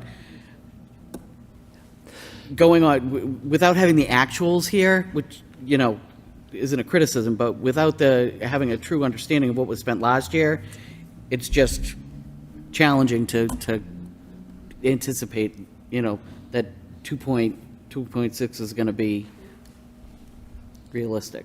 I worry about that too, Ms. Martin. There's some other details, though, that play into it. When you recently voted to accept the calendar for next year that included early release days, that greatly reduces the need for substitute teachers for professional development. So it's a different model. Instead of calling teachers out of school so often to do professional development at the central office, we can use the early release days. It may not be sufficient to keep us within the 2.6 million, but it greatly helps. Okay. That's going to need some attention as we move forward. Thank you. Mr. Conway? Yeah, thank you. I mean, again, going back to the substitutes, I think over the years, we certainly have, through you, I'm sorry, Mr. Mayor, to the superintendent, going over the substitute situation, for years, we've run into a problem with it because we were always lower. And even to the point when we started getting to an even throughout the area, it still wasn't enough. So there was a constant boosting up until we attracted enough of substitutes. And I'm just a little fearful. I mean, we have 29 buildings. I mean, there's a lot of cases where a substitute is needed. And as you well know, Mr. Superintendent,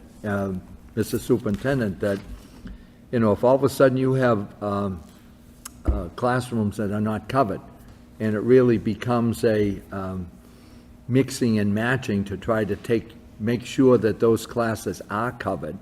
And I know that for years, we were constantly pulling teachers away from their duties or other areas to cover piecemeal a substitute's job because we couldn't find any. So I think we have to be very cautious on that we have to be careful not to cut back, because it does worry me.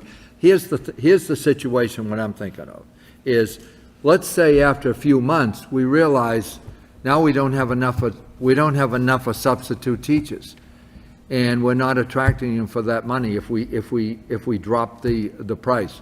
Where do we go from there? Would there be additional monies available somewhere? So, Mr. Conway, the analysis that we have, we're comparing the sub-rates to Chelmsford, Draycote, Worcester, Woburn, Springfield, Carlisle, Duxbury, and Methuen as comparisons. And we're proposing that we pay more than any of those districts. Right. But not excessively more.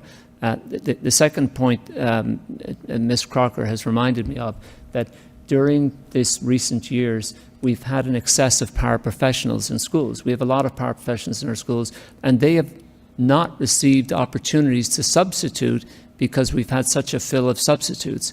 If we don't have as many substitutes next year, paraprofessionals will help us to fill that, and they're given an additional increment of $75 a day for that.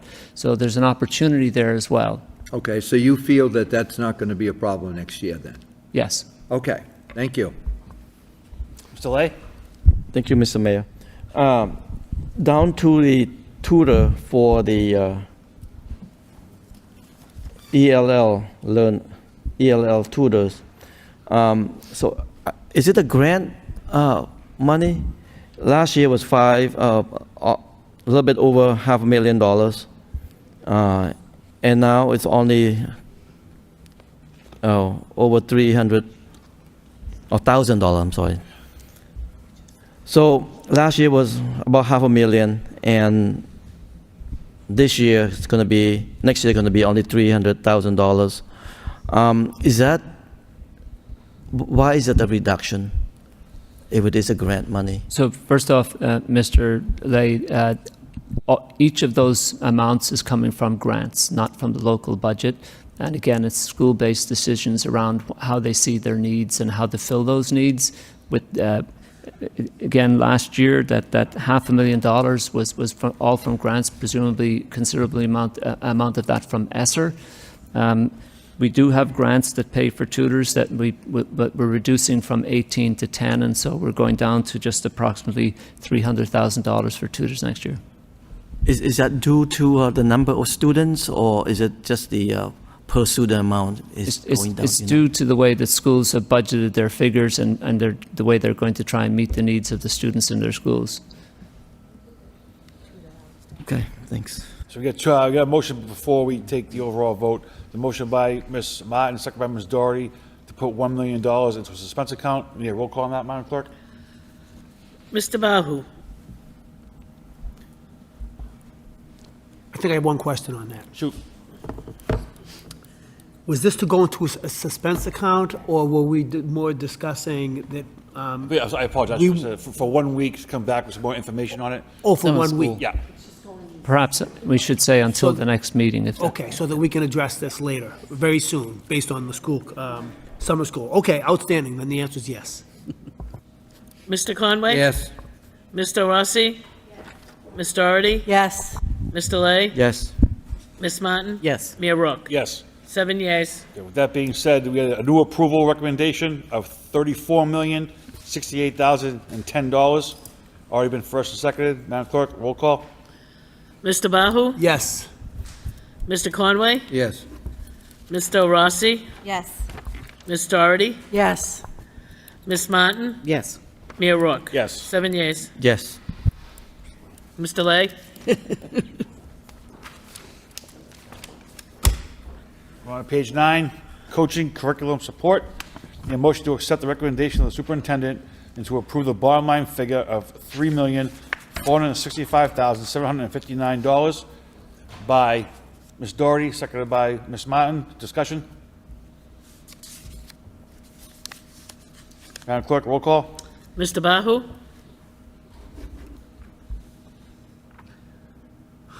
Question. Math resource teachers, we're looking to reduce by 2.5?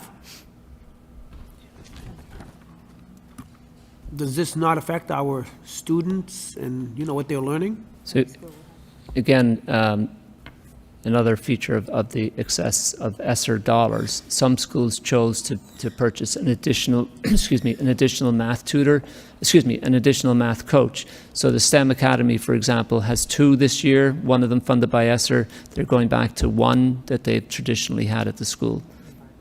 Bartlett School similarly. Okay. Yes. Right. Mr. Conway? Yes. Mr. Rossi? She's not here. Oh. Ms. Doherty? Yes. Ms. Martin? Yes. Mr. Lay? Yes. Mayor Rourke? Yes. 6 yeas, 1 absent. Page 10. Non-personnel textbooks. Need a motion to accept the recommendation of the superintendent and to approve the bottom line figure of $5,729,983 by Ms. Doherty, second by Mr. Lay. Discussion? Roll call? Mr. Bahu? Yes. Mr. Conway? Yes. Ms. Del Rossi? Ms. Doherty? Yes. Mr. Lay? Yes. Ms. Martin? Yes. Mayor Rourke? Yes. 6 yeas, 1 absent. Page 11, guidance counselors. Need a motion to accept the recommendation of the superintendent and to approve the bottom line figure of $11,677,160 by Ms. Doherty, seconded by Mr. Bahu. Discussion? Ms. Doherty? Then Ms. Martin. Thank you, Your Honor. I see here that we are going from 24 building-based social workers, wait a minute, now I'm confused. So there's an addition of the 30, right? So explain to us about the reduction in social workers. As you know, this has been an area that's been of great concern for our students. Superintendent? Thank you, Mr. Mayor, Ms. Doherty. It might help us to count first from this current year. There were 24.4 locally funded, 1.6 under a grant, and 30 under an additional grant under ESSER. So that is a full total of 56. Funding for next year is coming in at 47. So it's a reduction of 9. So some of those social worker positions were unfilled. I believe, Dr. Hall, I believe there were 6 or 7 unfilled. Is that right? Mr. Hall? Yes, the budget didn't show those being filled. From what we saw going through school by school, it looked like 2 social worker positions were being converted to others, and then there's also an addition of a social worker to the FRC. Right. So what Dr. Hall's referring to, it would mean that we're down 1 social worker overall. So a number of positions were not filled. There was an additional position added at the Freshman Academy. Overall, across the district, the reduction of 1 social worker who is in a position. Reduction of the other reductions are positions that weren't filled. So of the 9 less that we're funding here, 8 of them weren't filled. Dr. Hall? There's 2 schools decided to reduce a social worker who had multiple social workers. So, for example, going from 3 to 2, and then we added 1 at FRC. So there's a net delta of -1 on people physically in jobs. The other ones appear not to have been filled, but there was potential funding for them from last year's budget to this year's. So we're not laying off any social workers. We've added 1 at the Freshman Academy, the other ones were not filled, and 1 school reduced 1. I believe there are 2 schools reduced 1. 2 schools reduced 1, and 1 was not Freshman Academy, it's FRC. But if Okay, I could just Ms. get, Crocker. not laying off social workers. Ms. Crocker? We had 2 schools reduce by 1 social worker, as Dr. Hall said, like Greenhalgh had 3 plus their sped social worker, so they'll have 2 plus their sped social worker next year. There was an addition at Family Resource Center of a social worker position as well, the early childhood social worker position that was eliminated years ago. Mr. Skinner has put back into the budget, so the net reduction is 1 position. Ms. Martin? Very much, Mr. Mayor. With that early childhood social worker, would there be opportunities to pay for that through grant funding, through the early childhood grants? That's a great question. We should explore that, I believe, yes. Okay. And then my other question is, with the guidance counselors, there's the increase from 24 to 25. Does that represent the position we just discussed? At the high So there's not another one on top of that? No, it's just the one at the high school. Okay, the one that's going to be focused on incoming? Yes. Okay. Thank you. Mr. Lay? Just go back to the social worker at the Family Resource Center. What are the needs for them to have to be there? One more time, please. The need for the family, the social worker at the Family Resource Center.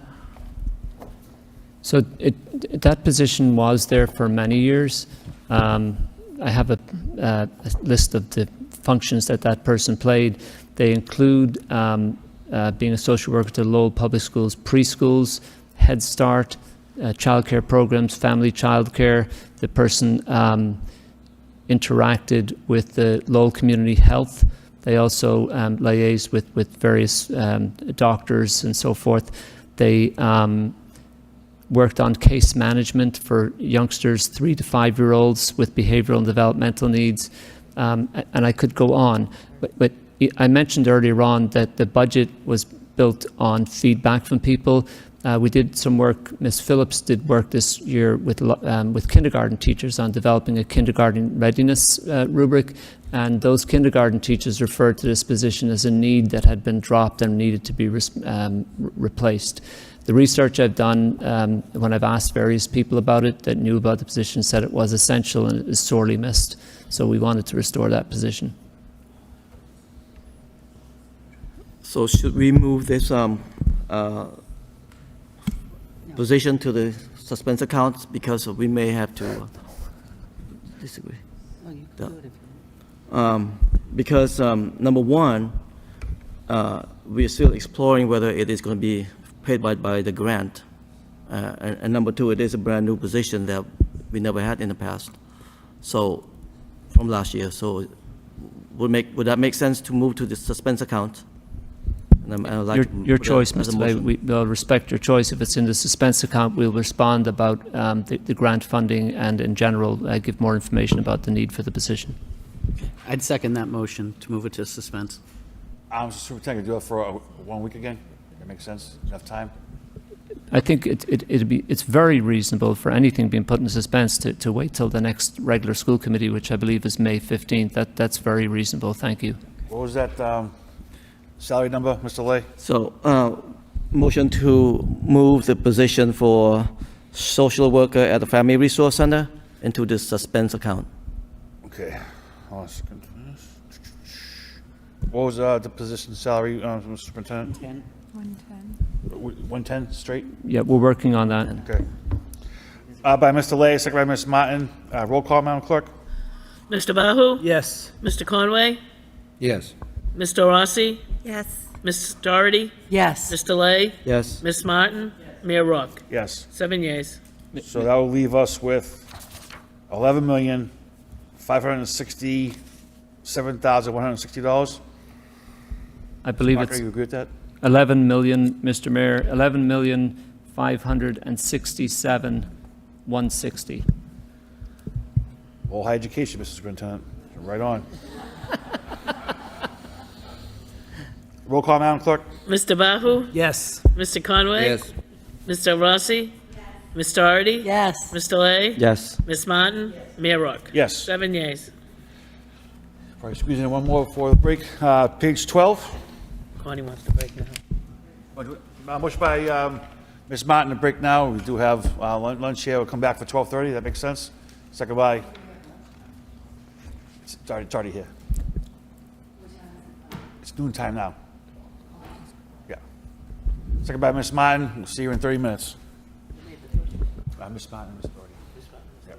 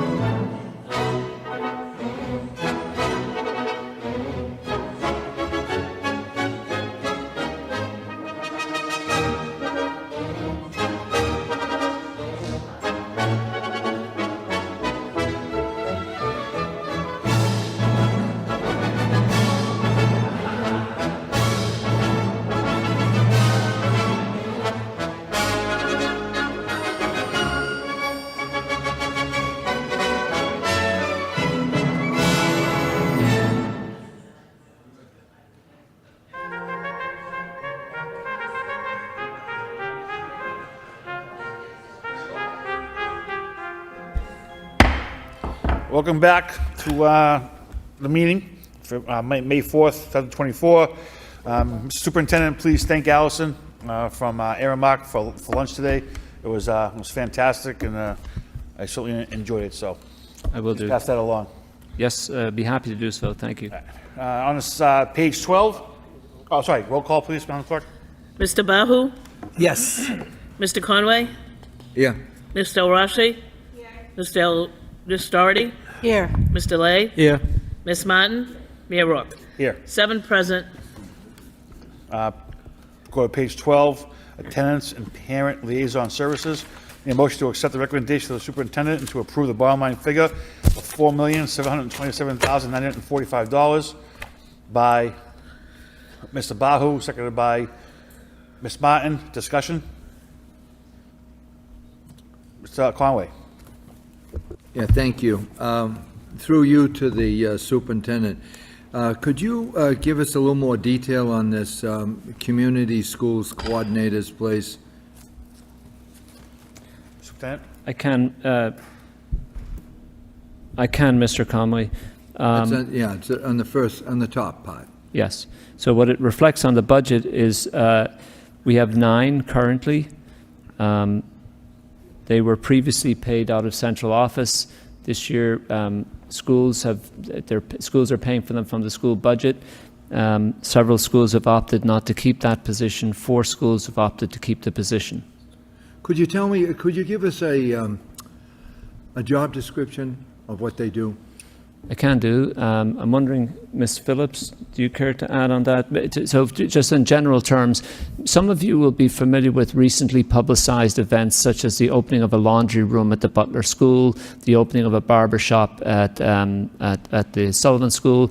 But in the schools that have these community school managers, they have food pantries, they run Katie's Closets, they have various services, they bring in families with agencies that speak different languages. Say one school had an event for all Spanish-speaking families one day, followed by an event for all Portuguese-speaking families another, and so on.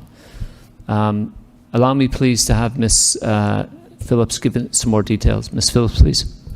Sure, so Mr. Mayor, school committee members, the Community Schools Initiative strategy was placed in some of our highest needs schools, given that in order for our students to be successful, they need strong instruction in the classroom, as well as other services, as Ms. Keefe alluded to in her public statement, family engagement, connecting with community services, as well as working with school leadership. It is a critical position to supporting the whole child.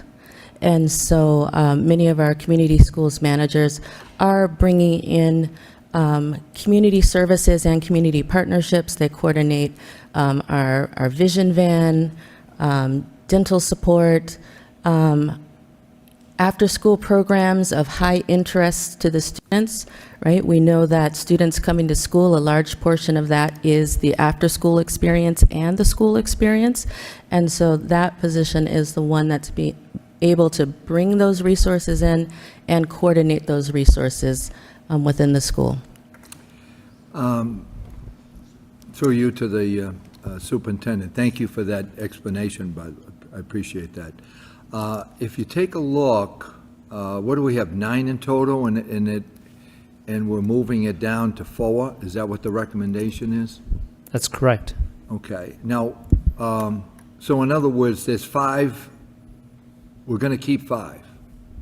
Where are those 5? We would keep 4. 4, I'm sorry. We'll keep 4. Where are they located, those 4?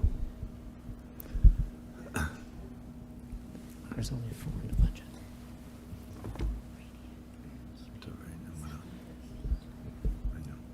So the ones that are being kept are are ones that the principals have chosen to keep. Again, this fair student funding system where they work with their school site councils. The Green Alge School, I believe, has voted to keep 1. The Butler School has a very successful program and opted to keep their person. I think maybe the Sullivan School and the STEM Academy, I believe, we're planning to keep theirs. Ms. Phillips, am I right on that? The Bartlett Community Partnership School, the Sullivan, the Butler, and the Greenhalgh, and the Career Academy. Okay, thank you. I mean, what my concern is that some schools have them and some schools will not have them. And, I mean, let's say, like the high school. Now, the high school is not going to have it, is that correct? Is that what I'm understanding? The high school returned their budget decisions to us without No, a the position. question is, are they going to have it or not? They're choosing not to have Okay, it. because here's my issue, is that you have approximately 3,500 students at Lowell High School. All the middle schools feed into the high school. And the work in the middle schools obviously is setting the table to have these students and the families successful. And yet all of a sudden they come into the high school and then that seems to be, that's cut off. And if you take a look at our dropout rate, because that all ties in. I mean, we've been in education for many years, Mr. Superintendent. That all ties in with the dropout rate and making sure that families understand the importance of attendance and doing the homework and so forth. And I really have I have an issue with that, to be honest with you, because of some schools having it and some schools not having it. And I understand the principal, making the choices, but I think that, as you well know, the last decision is here with the school committee. I would like to take that line item there and make a motion to put that in a suspense account so we can discuss that in more detail.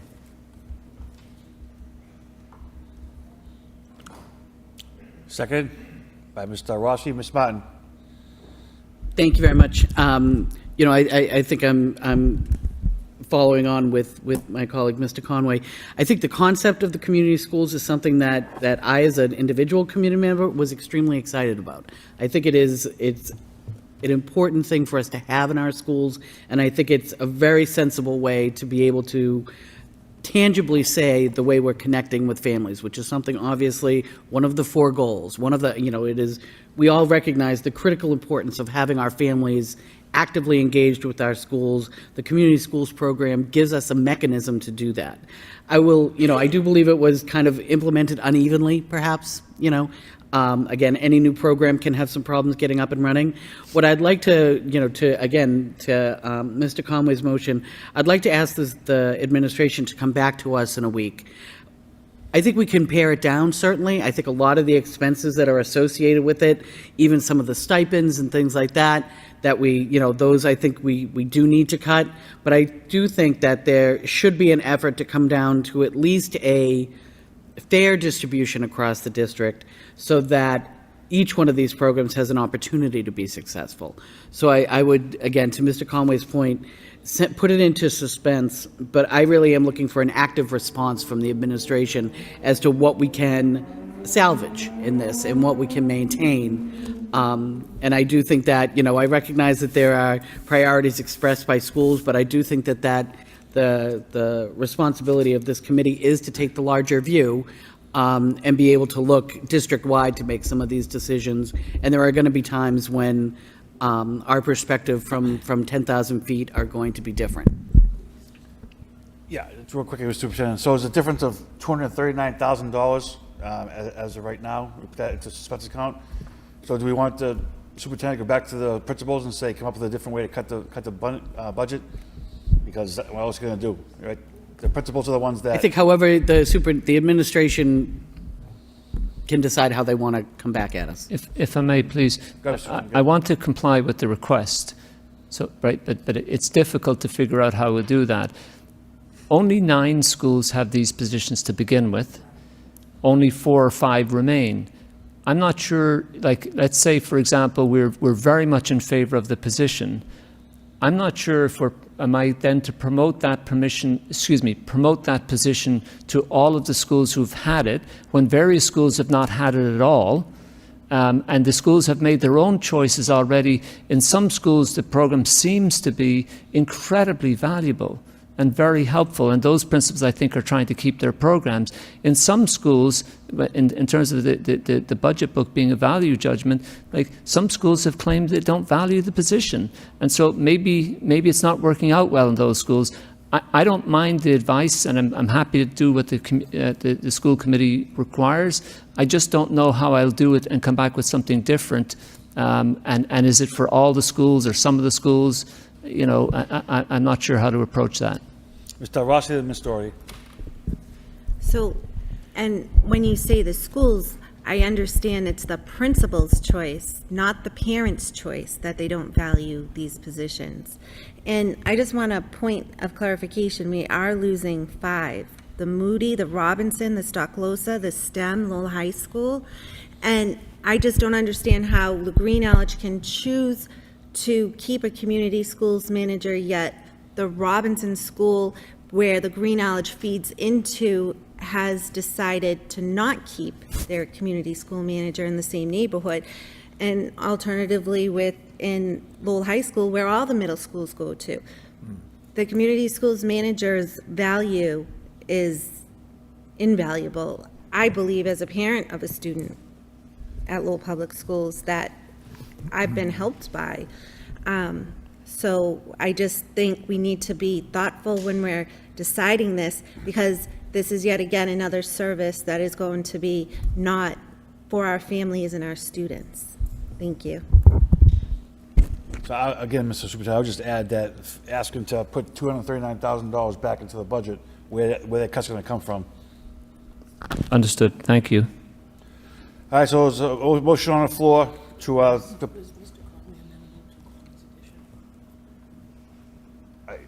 apologize.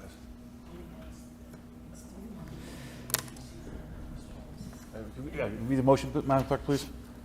So if Mr. Conway was amenable to Connie's addition to your motion, the motion reads, move community school quarterbays into the suspense account and receive an active response from the administration on what can be salvaged. Yeah, that's fine. I'm sure the superintendent will come up with a great decision on this. Thank you. Roll call, please. I'm sorry, Ms. Doherty, go ahead. Oh, a new number on, where is it on this? What are we taking out on here? The difference. Oh. Thank you, Mr. Mayor. I'm confused of what the schools are, who have it and who don't have it. I had written down the list between you and Ms. Phillips, and it was different schools mentioned. I didn't catch the 1, 2, 3, 4, the 5th one of the ones that Ms. Del Rossi mentioned. Which schools have chosen not to continue it? Okay. The Moody, the Stocklosa, the Robinson, Lowell High. There's one more? Because if we had 9 and now we're going to... STEM Academy. STEM chose not to yeah, have it. STEM Academy. Yeah, thank you. And I think it's... There's actually 10 positions? I think there are 10 positions. I think that's correct. I think if I recall correctly, there were 9 budgeted for last year, but then the committee chose to add an additional one at the Career Academy, which still exists and which is budgeted for next year. But it wasn't accounted for. There were 9 accounted for in last year's budget. Okay, so that 9 number should be 10, because that includes the one at the Career Academy. Yeah. And now we're talking about reducing it by 5. Correct. And I think, to what my colleagues have already said, this model of wraparound services of community schools has been highly successful in huge school districts. It's not a new model. And we got it first at the Career Academy based on that $2.5 million grant.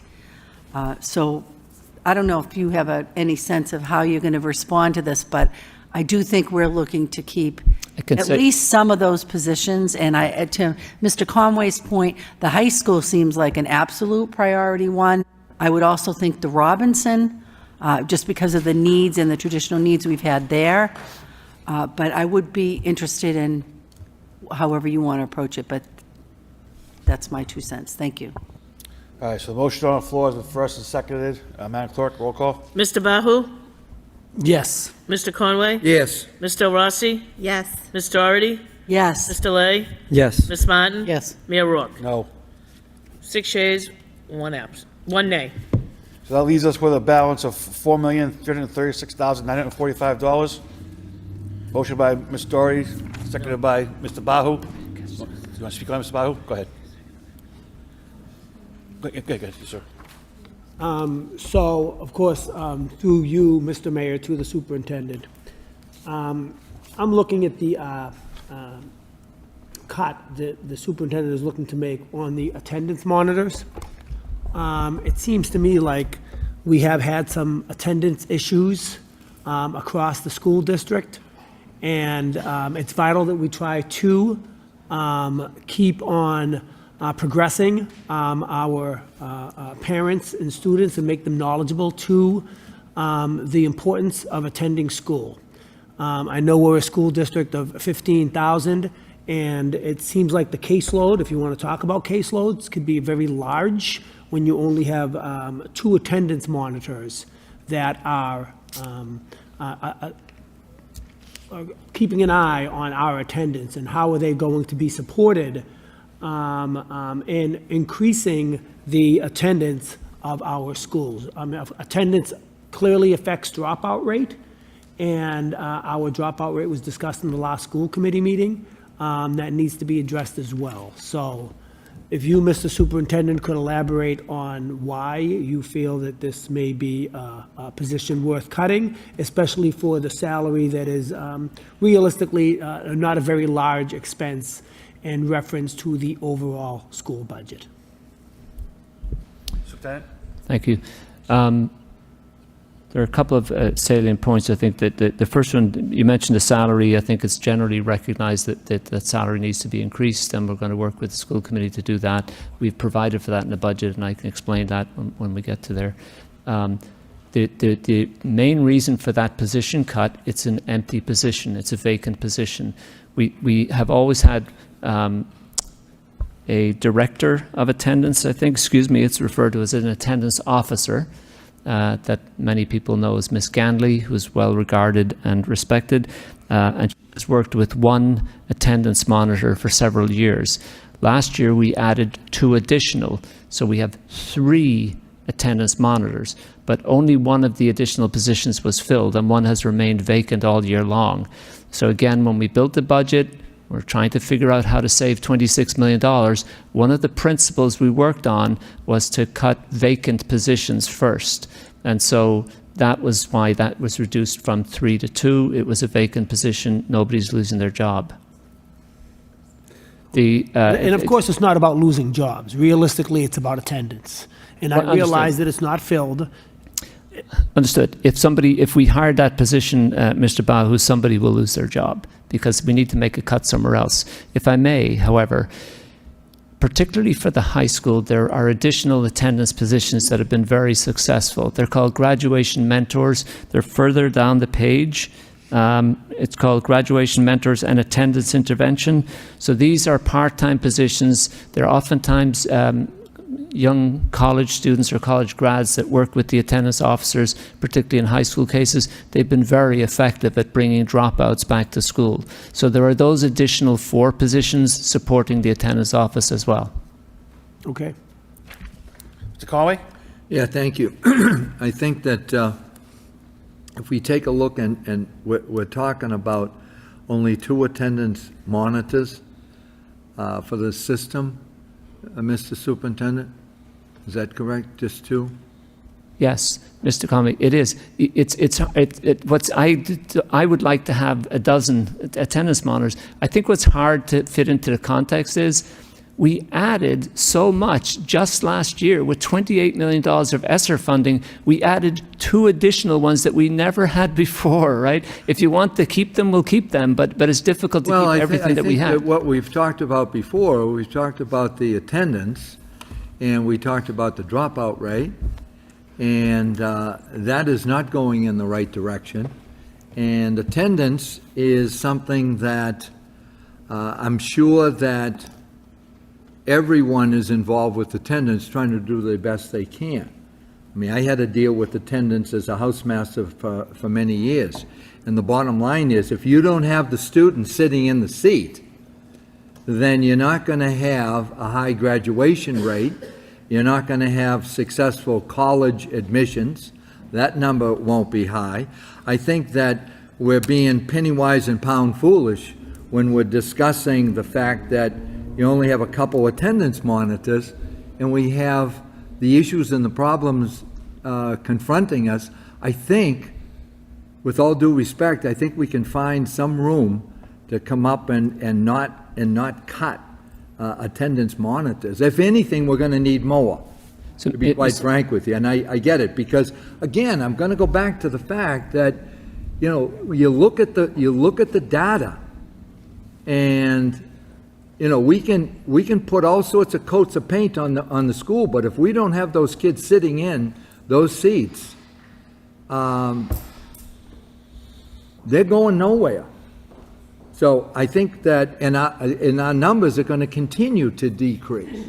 And I don't think anybody here, I know nobody here wants that to happen, but if you could take a good look at that and make sure that, let's see if we can find.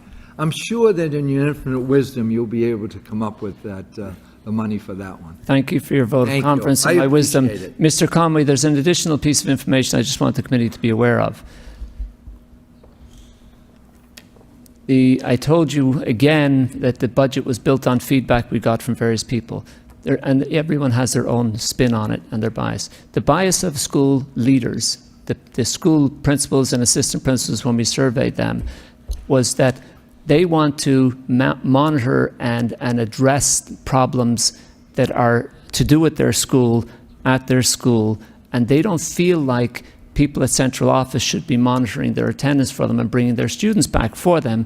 They say, we'll do that at the school. If I'm at the Stocklosa school, we should be responsible to get our attendance up. People who know the students at the Stocklosa school, our own staff should do that work. That's a bias that exists, and so part of the budget was built on the fact that, again, the position was vacant and nobody was losing their job. Again, that office has about double, at least double, the staff that it had 2 years ago. It just got added to. If the committee wishes to keep the positions, we will keep the positions. We will find additional cuts elsewhere. If I may, Mr. Superintendent, I agree with Mr. Bob, Mr. Conway, in their comments. I actually do believe other cities and towns very close to us grant fund these positions through appliance of grants. So, Mr. Conway, if that's something that you put in form of a motion to look for possible grants just for attendance, because I think those are eligible, and I think Lowell will be a prime candidate. Absolutely.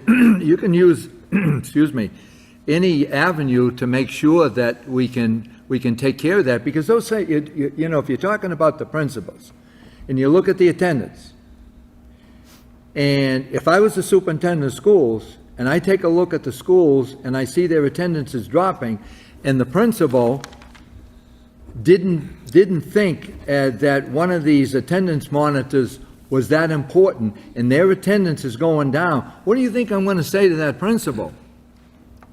Maybe we should have had that attendance monitor, and your attendance rate would be better than it is right now, or help.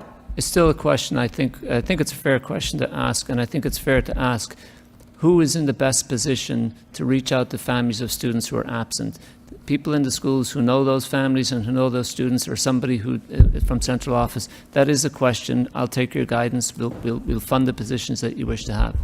So, a motion by Mr. Conway to look into grant opportunities to fill these positions.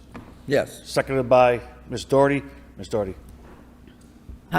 Thank you. So I'm going to split hairs here. I agree with Mr. Conway that I think the attendance monitors have been very effective, and we've seen the data recently. We just had a meeting on that, and we saw some great improvement. I believe the Green Knowledge was recognized by DESE for the amount of improvement. So that says two things to me, that the two we have in place are helping, there's backup supports for the schools, and that I don't want to fund a position that we haven't had when we're seeing success and we're looking at other cuts. So so that's where I'm splitting with Mr. Conway. I agree that they're important roles. We've seen success with them. I think we're fine to stay with these two and watch how it goes. But here's where I also agree, and I think Mr. Bahu brought this up. We need to get those salary adjustments sooner rather than later. I mean, we have been told that you've got a plan for that, you put some money aside for that. I had a vote at a meeting 2 meetings ago, which was unanimously supported, to get that adjustment sooner rather than later. I don't want to wait, and the reason why is because I think we might lose one that we already have. We lost somebody who went to a higher paying position out of district. So I think we need to move on the ones we have, and I'm comfortable staying with that and watching the attendance, because I do believe that it is primarily a school-based issue, but I see the attendance monitors as being additional support for those higher level tier interventions that we need. My understanding is the attendance monitors are doing home visits. There's some roles that we can, I guess it's how you look at Central. I look at Central Office to be a support to our schools. We should be a support to our schools. And so I think this is a valuable position. I'm fine with your recommendation to just stay with the two we've got filled, and we also have the attendance officer, which I think is also key. But I want to get those salaries competitive so we keep the people we have. So I'm fine with where we are with that. Thank you. Ms. Martin. Thank you very much, Mr. Mayor. My question actually further down on the page, could you describe for me the CLASP contracted services for $230,000, what that contains? I know we have the coordinator above that as a full-time position. So what is it that we're contracting out for? You're talking about CLSP contracted services, Yep. $230,000? Exactly. If you don't mind, I'll refer to Ms. Phillips on that, please. Thank you, Mr. Mayor, school committee members. So some of that funding goes toward teacher professional development stipends to be able to come to some of our out-of-school time professional developments around culturally responsiveness. It also supports our employee resource group, our affinity group. Our affinity groups, our diverse teacher leader retention program, our student advisory council and student leadership, and some of our other diversity and inclusion initiatives. But most of it goes towards trainings and support for our educators when we have focus groups around disproportionalities that we identify. A lot of our funding this year has been bringing teachers together to help us understand some of those root causes so that we can tailor solutions with teacher input. Okay. A contracted service line to me is money that we're spending outside of the district to bring in resources. It's not stipends. It's not, I'm looking at the list here that it's the welcome back event. That I think is something that we could certainly eliminate. I'm not sure how student advisory gets funded from a contracted services line. So I guess I'm just, 230,000 is significant. I guess I would like more information on, sure. As relates to contracts, we also have our Hispanic Student Success Task Force, and that also supports our MOU. Right now, our coordinating organization is Fortaleza, and that is a task force, community-led task force to be a part of solution creation for our Latino, Latinx, Hispanic population. When we have specialized trainings for diverse populations, we try to have a contract with someone who represents that organization. So that would be for specific cultural communities, LGBTQ plus community. Those would be some of the contracts that we have as relates to CLS. But that's a contracted, that's a contracted service. Right, Makes and then Lowell Student Advisory, that's required through state law, and then we also work with we work with mentors to build leadership with the students. So you're correct, those are specific contracts. Yeah, I mean, I just think this isn't clear, so I would like some additional information. And again, things like the Welcome Back event, which was a great event, but I mean, there's no way we can afford to do that at this point for next year. So it just, if we could, I guess, put that in suspense and with a request that we get a more delineated description, breakdown of what those costs are, and if there are things that are attributed in there that perhaps shouldn't be, like stipends and things like that, that we get them put into the right line. Thank you. So a motion to put $230,000 into a suspense account, second by Ms. Doherty. Roll call. Yes. Mr. Bahu? Mr. Conway? Yes. Ms. Del Rossi? Yes. Ms. Doherty? Yes. Ms. Delay? Yes. Ms. Martin? Yes. Mayor Rourke? Yes. 7 yeas. So now, Mr. Rossi? I have a question in regards to the district support specialist for student supports and what their role within the district is and how we would be saving money if these positions can go back to their old positions for the same amount of money. If you could address that. Superintendent? Thank you, Mr. Mayor and Mr. Rossi. You're referring to Mr. Rossi's Student Support Services, which on the budget book goes from 3 positions to 2. Is that right? Okay. So traditionally in Lowell, the district support specialist worked in the Office of Student Support Services, which no longer exists.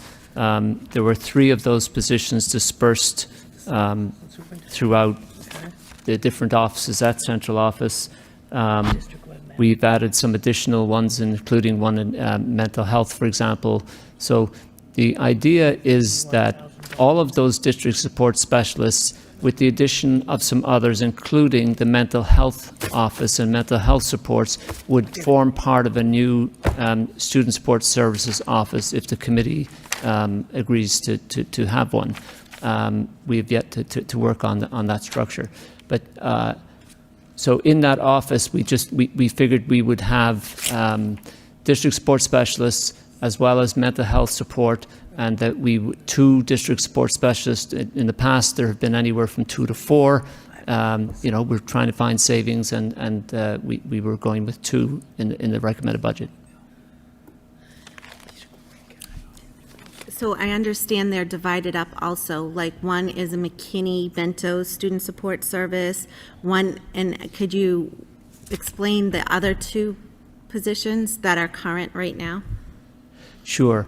The two that are referred to in the budget that are current right now work out of Ms. Phillips' office, I believe. Yes, it's one out of the. There are 2 in Ms. Phillips' office. There's 1 in Ms. Crocker's office. Okay. And what is the role again? Well, you answered what is the role. I'm sorry. Could you just answer the question in regards to if they were to go back to their old position, they would still receive the same salary as district support specialist, and how that would be saving? They would still be they'd be still receiving the same salary. The savings is because we are recommending 1 less position.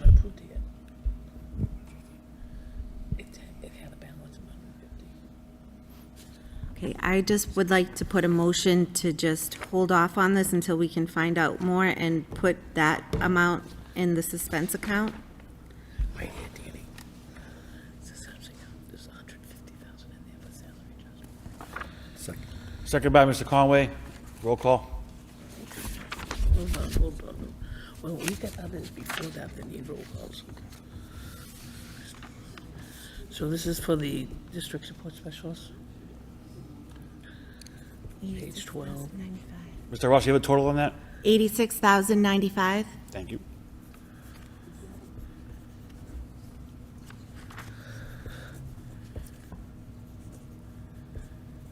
Okay. Mr. Bahu? Yes. Mr. Conway? Yes. Mr. Rossi? Yes. Ms. Doherty? Yes. Mr. Lay? Yes. Ms. Martin? Yes. Mayor Rourke? No. Can I just ask, One nay. Yeah, I was trying to figure it out, yeah. So 86,000. Mr. Rossi, the balance again, please? 86,000, 86,095. thank you. It appears, excuse me, Mr. Mayor, it appears that it's a little bit more than that. We have it at 97,952. My math could be wrong, sorry. If it's agreeable, we'll put the higher amount Yes. aside in suspense. So 97952? Yes. This is going to take a minute to get the actual number for this appropriation. The subtraction from those amounts equal 86,095, but of course, the higher number. All right, so we have 3 items from section 12 to be put into suspense account, is that correct? Madam Clerk? Yes. Are we putting both of these or just this? Oh, we're putting the difference between that and that. Yeah. All right, just give me a second, please. Community school coordinators. Yeah. Great. Go ahead, Mr. Doherty. I just wanted to ask with that recent move, the district support specialists, you're recommending a reduction to 2. Is there somebody in that third position, or is that an open position? There's somebody in that position. There is somebody, so that would be a layoff or A bump. a bump to a different area or something? Okay. All right, so Ms. Crocker-Smith, I have $4,399,993. Hang on. We're going 4,399,993. 945 minus, We're almost there with you. Yeah. so 239, and then we're taking 230 Yeah. and 195, or half of that. Yeah. So 230. And 97,952. Oh my God, what happened? That's all right. 727,945 minus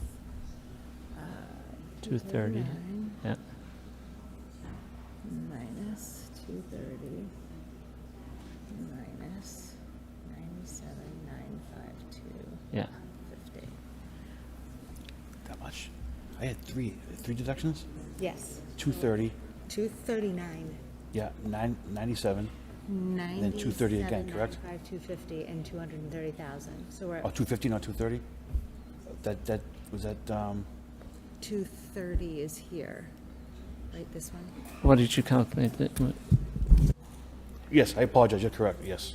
Yeah, absolutely, I apologize, yeah, what do you got? Yeah. Yeah. Okay. So the new appropriation, Madam Clerk, $4,160,992. Is it 50 cents? Is that what it is? 50 cents.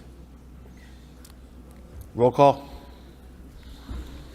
Mr. Bahu? Yes. Mr. Conway? Yes. Mr. Rossi? Yes. Ms. Doherty? Yes. Mr. Lay? Yes. Ms. Martin? Yes. Mayor Rourke? Yes. 7 yeas approved. Next, transportation. Need a motion to accept the recommendation of the superintendent and to approve the bottom line figure of $14,464,095.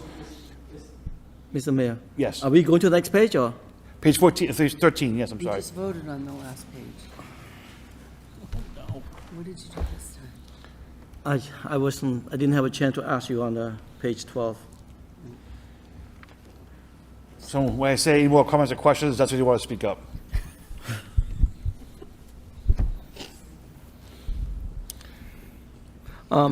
Information only anyway. Sure, shoot. Okay. See, 3/4 down the page 12. So I have two questions. So the first one is Latinx scholars. What is it about anyway? Superintendent? It's about promoting Latino students to be successful in high school and to be in advanced coursework. I can also have Ms. Phillips give additional detail if you'd like. Ms. Phillips, please. Mr. Mayor, school committee members, Mr. Superintendent, you're absolutely right. We've identified a need for us to understand how more Latino students can be on an advanced placement pathway. And so it is a targeted program at supporting, we've identified middle school needs so that students can be prepared to, and their families can be prepared to participate in advanced coursework, honors, dual credit. It's a targeted strategy. Thank you. The second question that I have is right underneath it, alternative education program expansion that was funded by ESSA from last year, and now it's being moved to the general budget. So I'm wondering what it is about.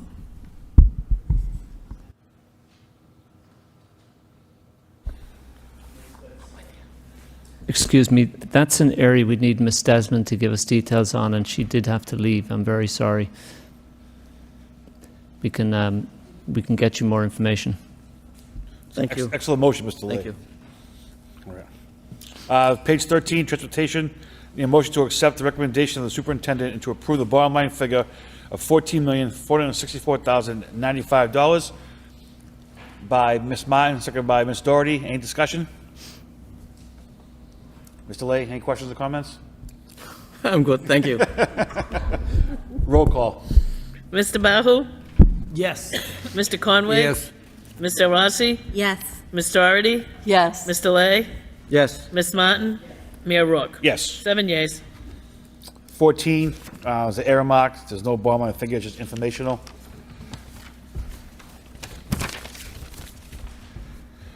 We have 15, athletics and student activities. I need a motion to accept the recommendation of the superintendent and to approve the bottom line figure of $2,450,299. I need a motion to adopt by Mr. Bahu, second by Mr. Conway. Any discussion? Roll call. Mr. Bahu? Yes. Mr. Conway? Yes. Mr. Rossi? Yes. Ms. Doherty? Yes. Mr. Lay? Yes. Ms. Martin? Mayor Rourke? Yes. 7 yeas. Sorry. Good, Ms. Doherty. I want to ask a question on this page before we move forward. I don't know if the superintendent has thought about the changing custodial needs with the, as the high school reconstruction. That does not seem to be reflected here, or is it? I see there is an increase under building custodians, but is that under the grant column? Just have a question on that issue. Dr. Hall, please. Dr. Hall?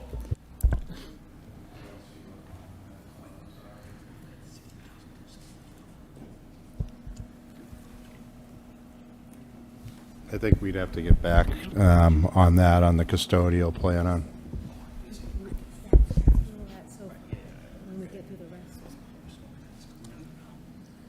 We need more time, Ms. Doherty. We don't have an answer today. Mr. Lay? Thank you. On the same line item. Are we into custodial and security services? Yes. All right, so let's just do the motion to adopt the open discussion. Does that make sense? Okay.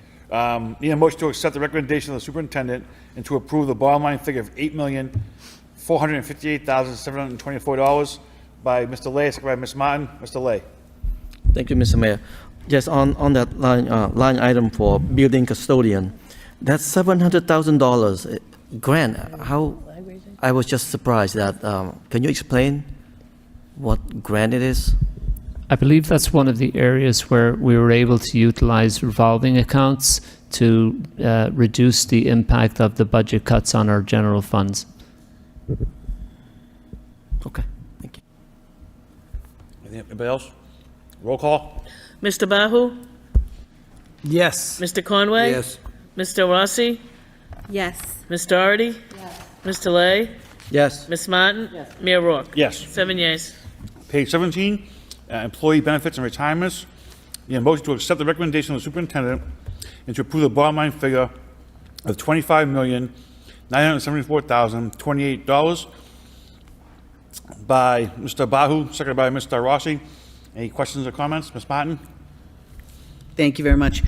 So recognizing that the sick leave buyback is contractually required, but also I'm sure isn't a finite number yet at this point, could I anticipate, I mean, I know that we're going to be going back to look at that like $1 million for school funding, for summer school funding, seeing if we can pull that from ESSER. There could be a potential, if there is anything unspent in ESSER, that we could use those final funds before the end of September to cover some of this buyback and be able to bring some of those funds back into the active budget for FY25. I'll be happy to explore that. Okay. I just don't want, again, never wanting to leave a dollar on the table. We need to be kind of looking for those.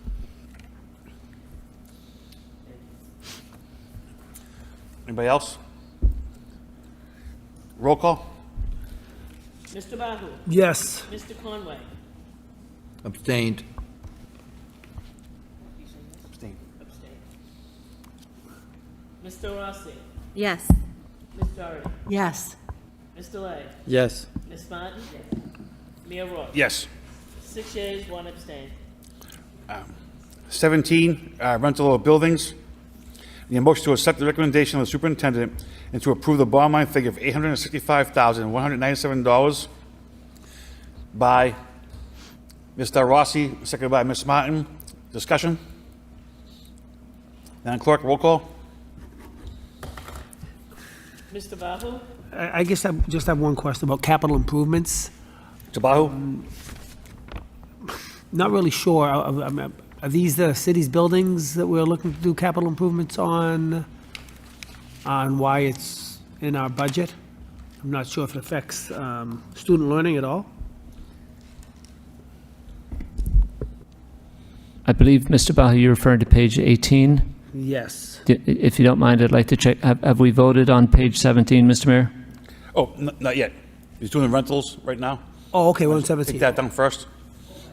Okay, Madam Clerk, roll call on page 17, $865,197. Mr. Bahu? Yes. Mr. Conway? Yes. Mr. Rossi? Yes. Ms. Doherty? Yes. Mr. Lay? Yes. Ms. Martin? Mayor Rourke? Yes. 7 yeas. Page 18, capital outlay. The motion to accept the recommendation of the superintendent and to approve the bottom line figure of $500,000 by Mr. Bahu, second by Mr. Conway. Mr. Bahu. Sure. So I'm looking at the capital improvements, Mr. Superintendent, and not entirely sure why we're increasing that by $100,000. Superintendent? Thank you. I mentioned earlier that one of the techniques involved in budgeting is to look at historical accounts, or so how much we spent previous years and how that amount is increasing or decreasing. We have overspent the $100,000 considerably, and so it seemed sensible to budget for a higher amount next year. Those are relatively small individual items that our facilities director needs to be able to purchase, and they're not like capital outlay that the city takes care of in terms of repairs. Offhand, I can't think of an item, but they are smaller purchases that the facilities director needs to be able to make to facilitate school repairs, small repairs.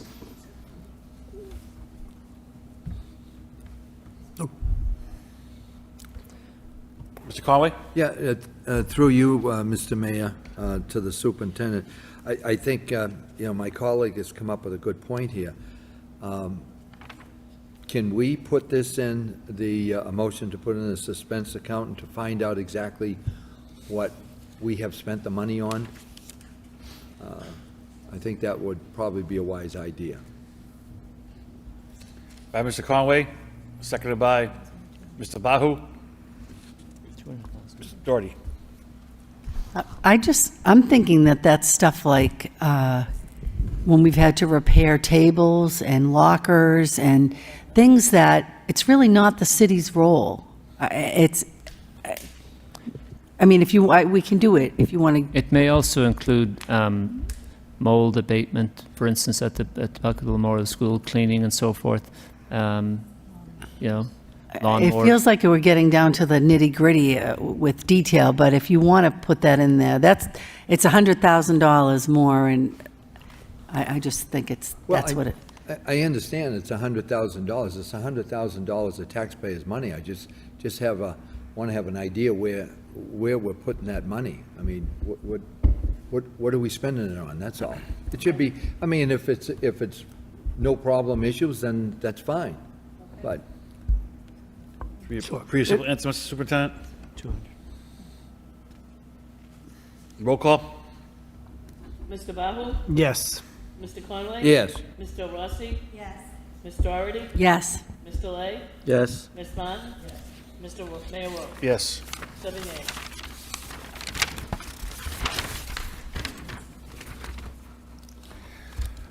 Page 19, out of district budget. The motion to accept the recommendation of the superintendent and to approve the bottom line figure of $8,422,742 by Mr. Lay. Mr. Mayor, Yes. so we just voted to put $200,000 in the expense, or? No, No, we, $500,000. okay. We didn't do the bottom line. Oh, yeah, I apologize. Yeah, I jumped the gun. So going back to 18, we have a bottom line number of $0. So we got to take a vote on that, correct? The whole suspend, the whole, budget, 300. the whole appropriation. 300,000, but I, Move 200 to expense. I said 500, so I screwed that up. So I said 500. I Yeah, you apologize, said Madam five. Clerk. That's okay. I did. So we'll retake the vote. Thank you, Mr. Lay. You corrected me, yes, you did. So it would be to put $200,000 into a suspense account by Mr. Conway. Mr. Conway and second by Mr. Bahu. Thank you very much. Roll call, please. Mr. Bahu? Yes. Mr. Conway? Yes. Mr. Rossi? Yes. Ms. Doherty? Mr. Lay? Yes. Ms. Martin? Mayor Rourke? Yes. 7 yeas. So now we take a vote on the 300 left. Yes. Okay. Now we have a balance up to $300,000 to approve by Mr. Lay, second by Ms. Martin. Roll call, Madam Clerk. Mr. Bahu? Yes. Mr. Conway? Yes. Ms. Del Rossi? Ms. Doherty? Yes. Mr. Lay? Yes. Ms. Martin? Mayor Rourke? Yes. 7 yeas. On to page 19, the out-of-district budget. I need a motion to accept the recommendation of the superintendent and to approve the bottom line figure of $8,422,742. Motion to approve by Ms. Doherty, second by Ms. Martin. Discussion? Roll call, please. Mr. Bahu? Yes. Mr. Conway? Yes. Mr. Rossi? Yes. Ms. Doherty? Yes. Mr. Lay? Yes. Ms. Martin? Yes. Mayor Rourke? Yes. 7 yeas. So a suspense account for 150. Madam Clerk, do we need to take all of the suspense accounts into one and do a one total vote? Yes. Do we have that number, Mr. Superintendent or Ms. Crocker? we're working on that. Mr. Mayor, yes, we're working on that. Yeah. Give us a minute, please.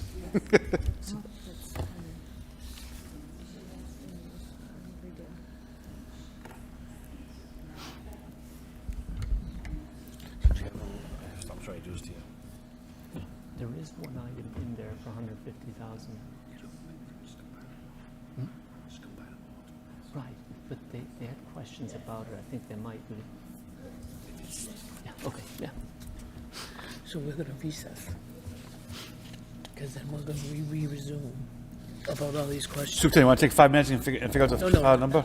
That would be very helpful, All right, thank you. 5-minute recess, thank you.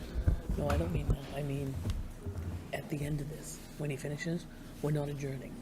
We're going to recess, because then we're going to come back to then go through all these changes and things. Huh? Why? If we have the final number, just vote the number, right? Why have to go through everything again? Because they want to come back. They've got stuff in suspense. They're going to move stuff out. They want to That's not reorg. until next week. Yeah, we generally recess. Oh, they'll close the meeting out. We're not going to close. Oh, tonight. I'm sorry. Yeah, Yeah. yeah. I get you, yeah. What did you think I meant? I thought you said go back to everything and vote on everything. Oh, God, That's no. okay. Oh, okay. All right, God, no. What am I, a mask? Yeah, so that's big, what we have to go through Monday? I didn't look at it yet for executive session. We will get. Where are we having it? Zoom. Oh, that's right, yeah. Those are worse. So will you just stay at work? And then just come here. It's easier. Well, it's up to you. Do you want me to come here to be with you? No, wherever you want to do. Well, I was just gonna stay at the office, so I can come up there. Wherever you Okay, want to. okay.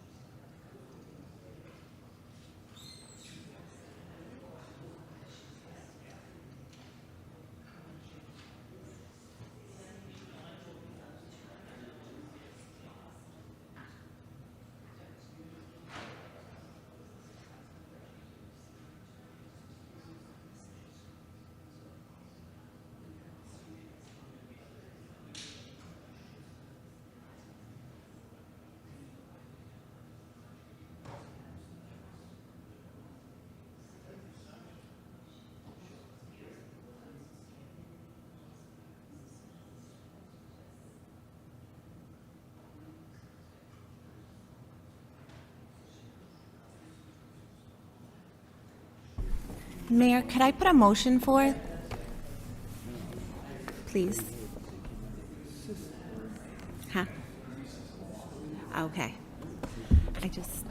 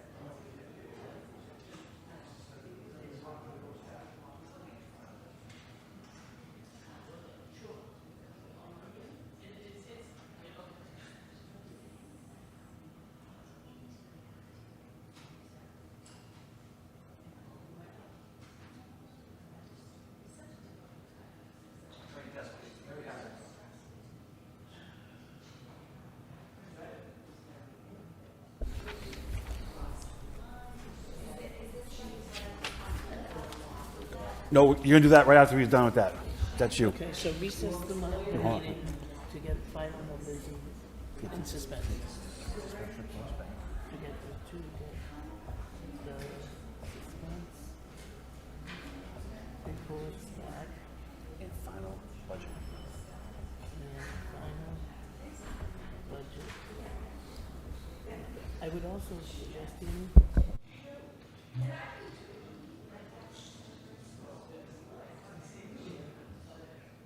All right. So- I'm with you, buddy. Cool. All right, welcome back. Mr. Conway? Yeah, Mr. Mayor, can I make a motion to recess the meeting for the suspense account?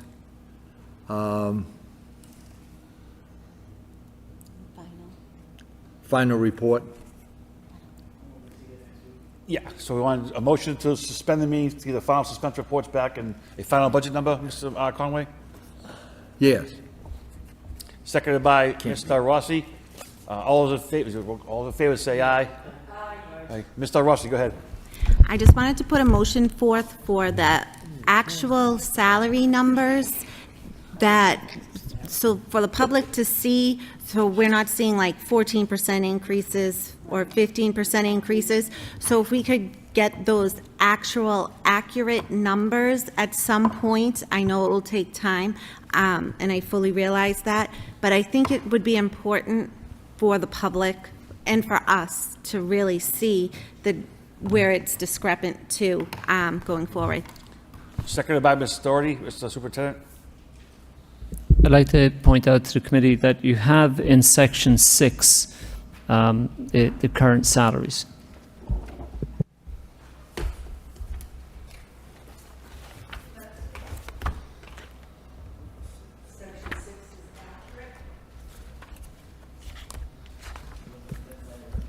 Section 6 is, yes, it's what we call a snapshot from from payroll of what people are being paid at the moment. I was requesting for the fiscal year '24 accurate amount. Understood. Yeah, understood.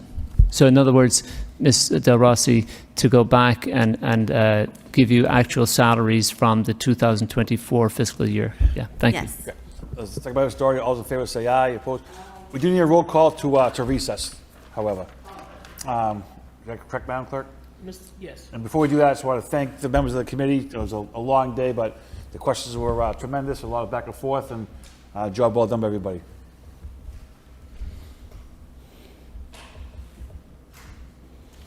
Mr. Vahu? Yes. Mr. Conway? Yes. Mr. Rossi? Yes. Ms. Doherty? Yes. Mr. Legg? Yes. Ms. Martin? Mayor Rourke? Yes. Meeting is recessed. All right.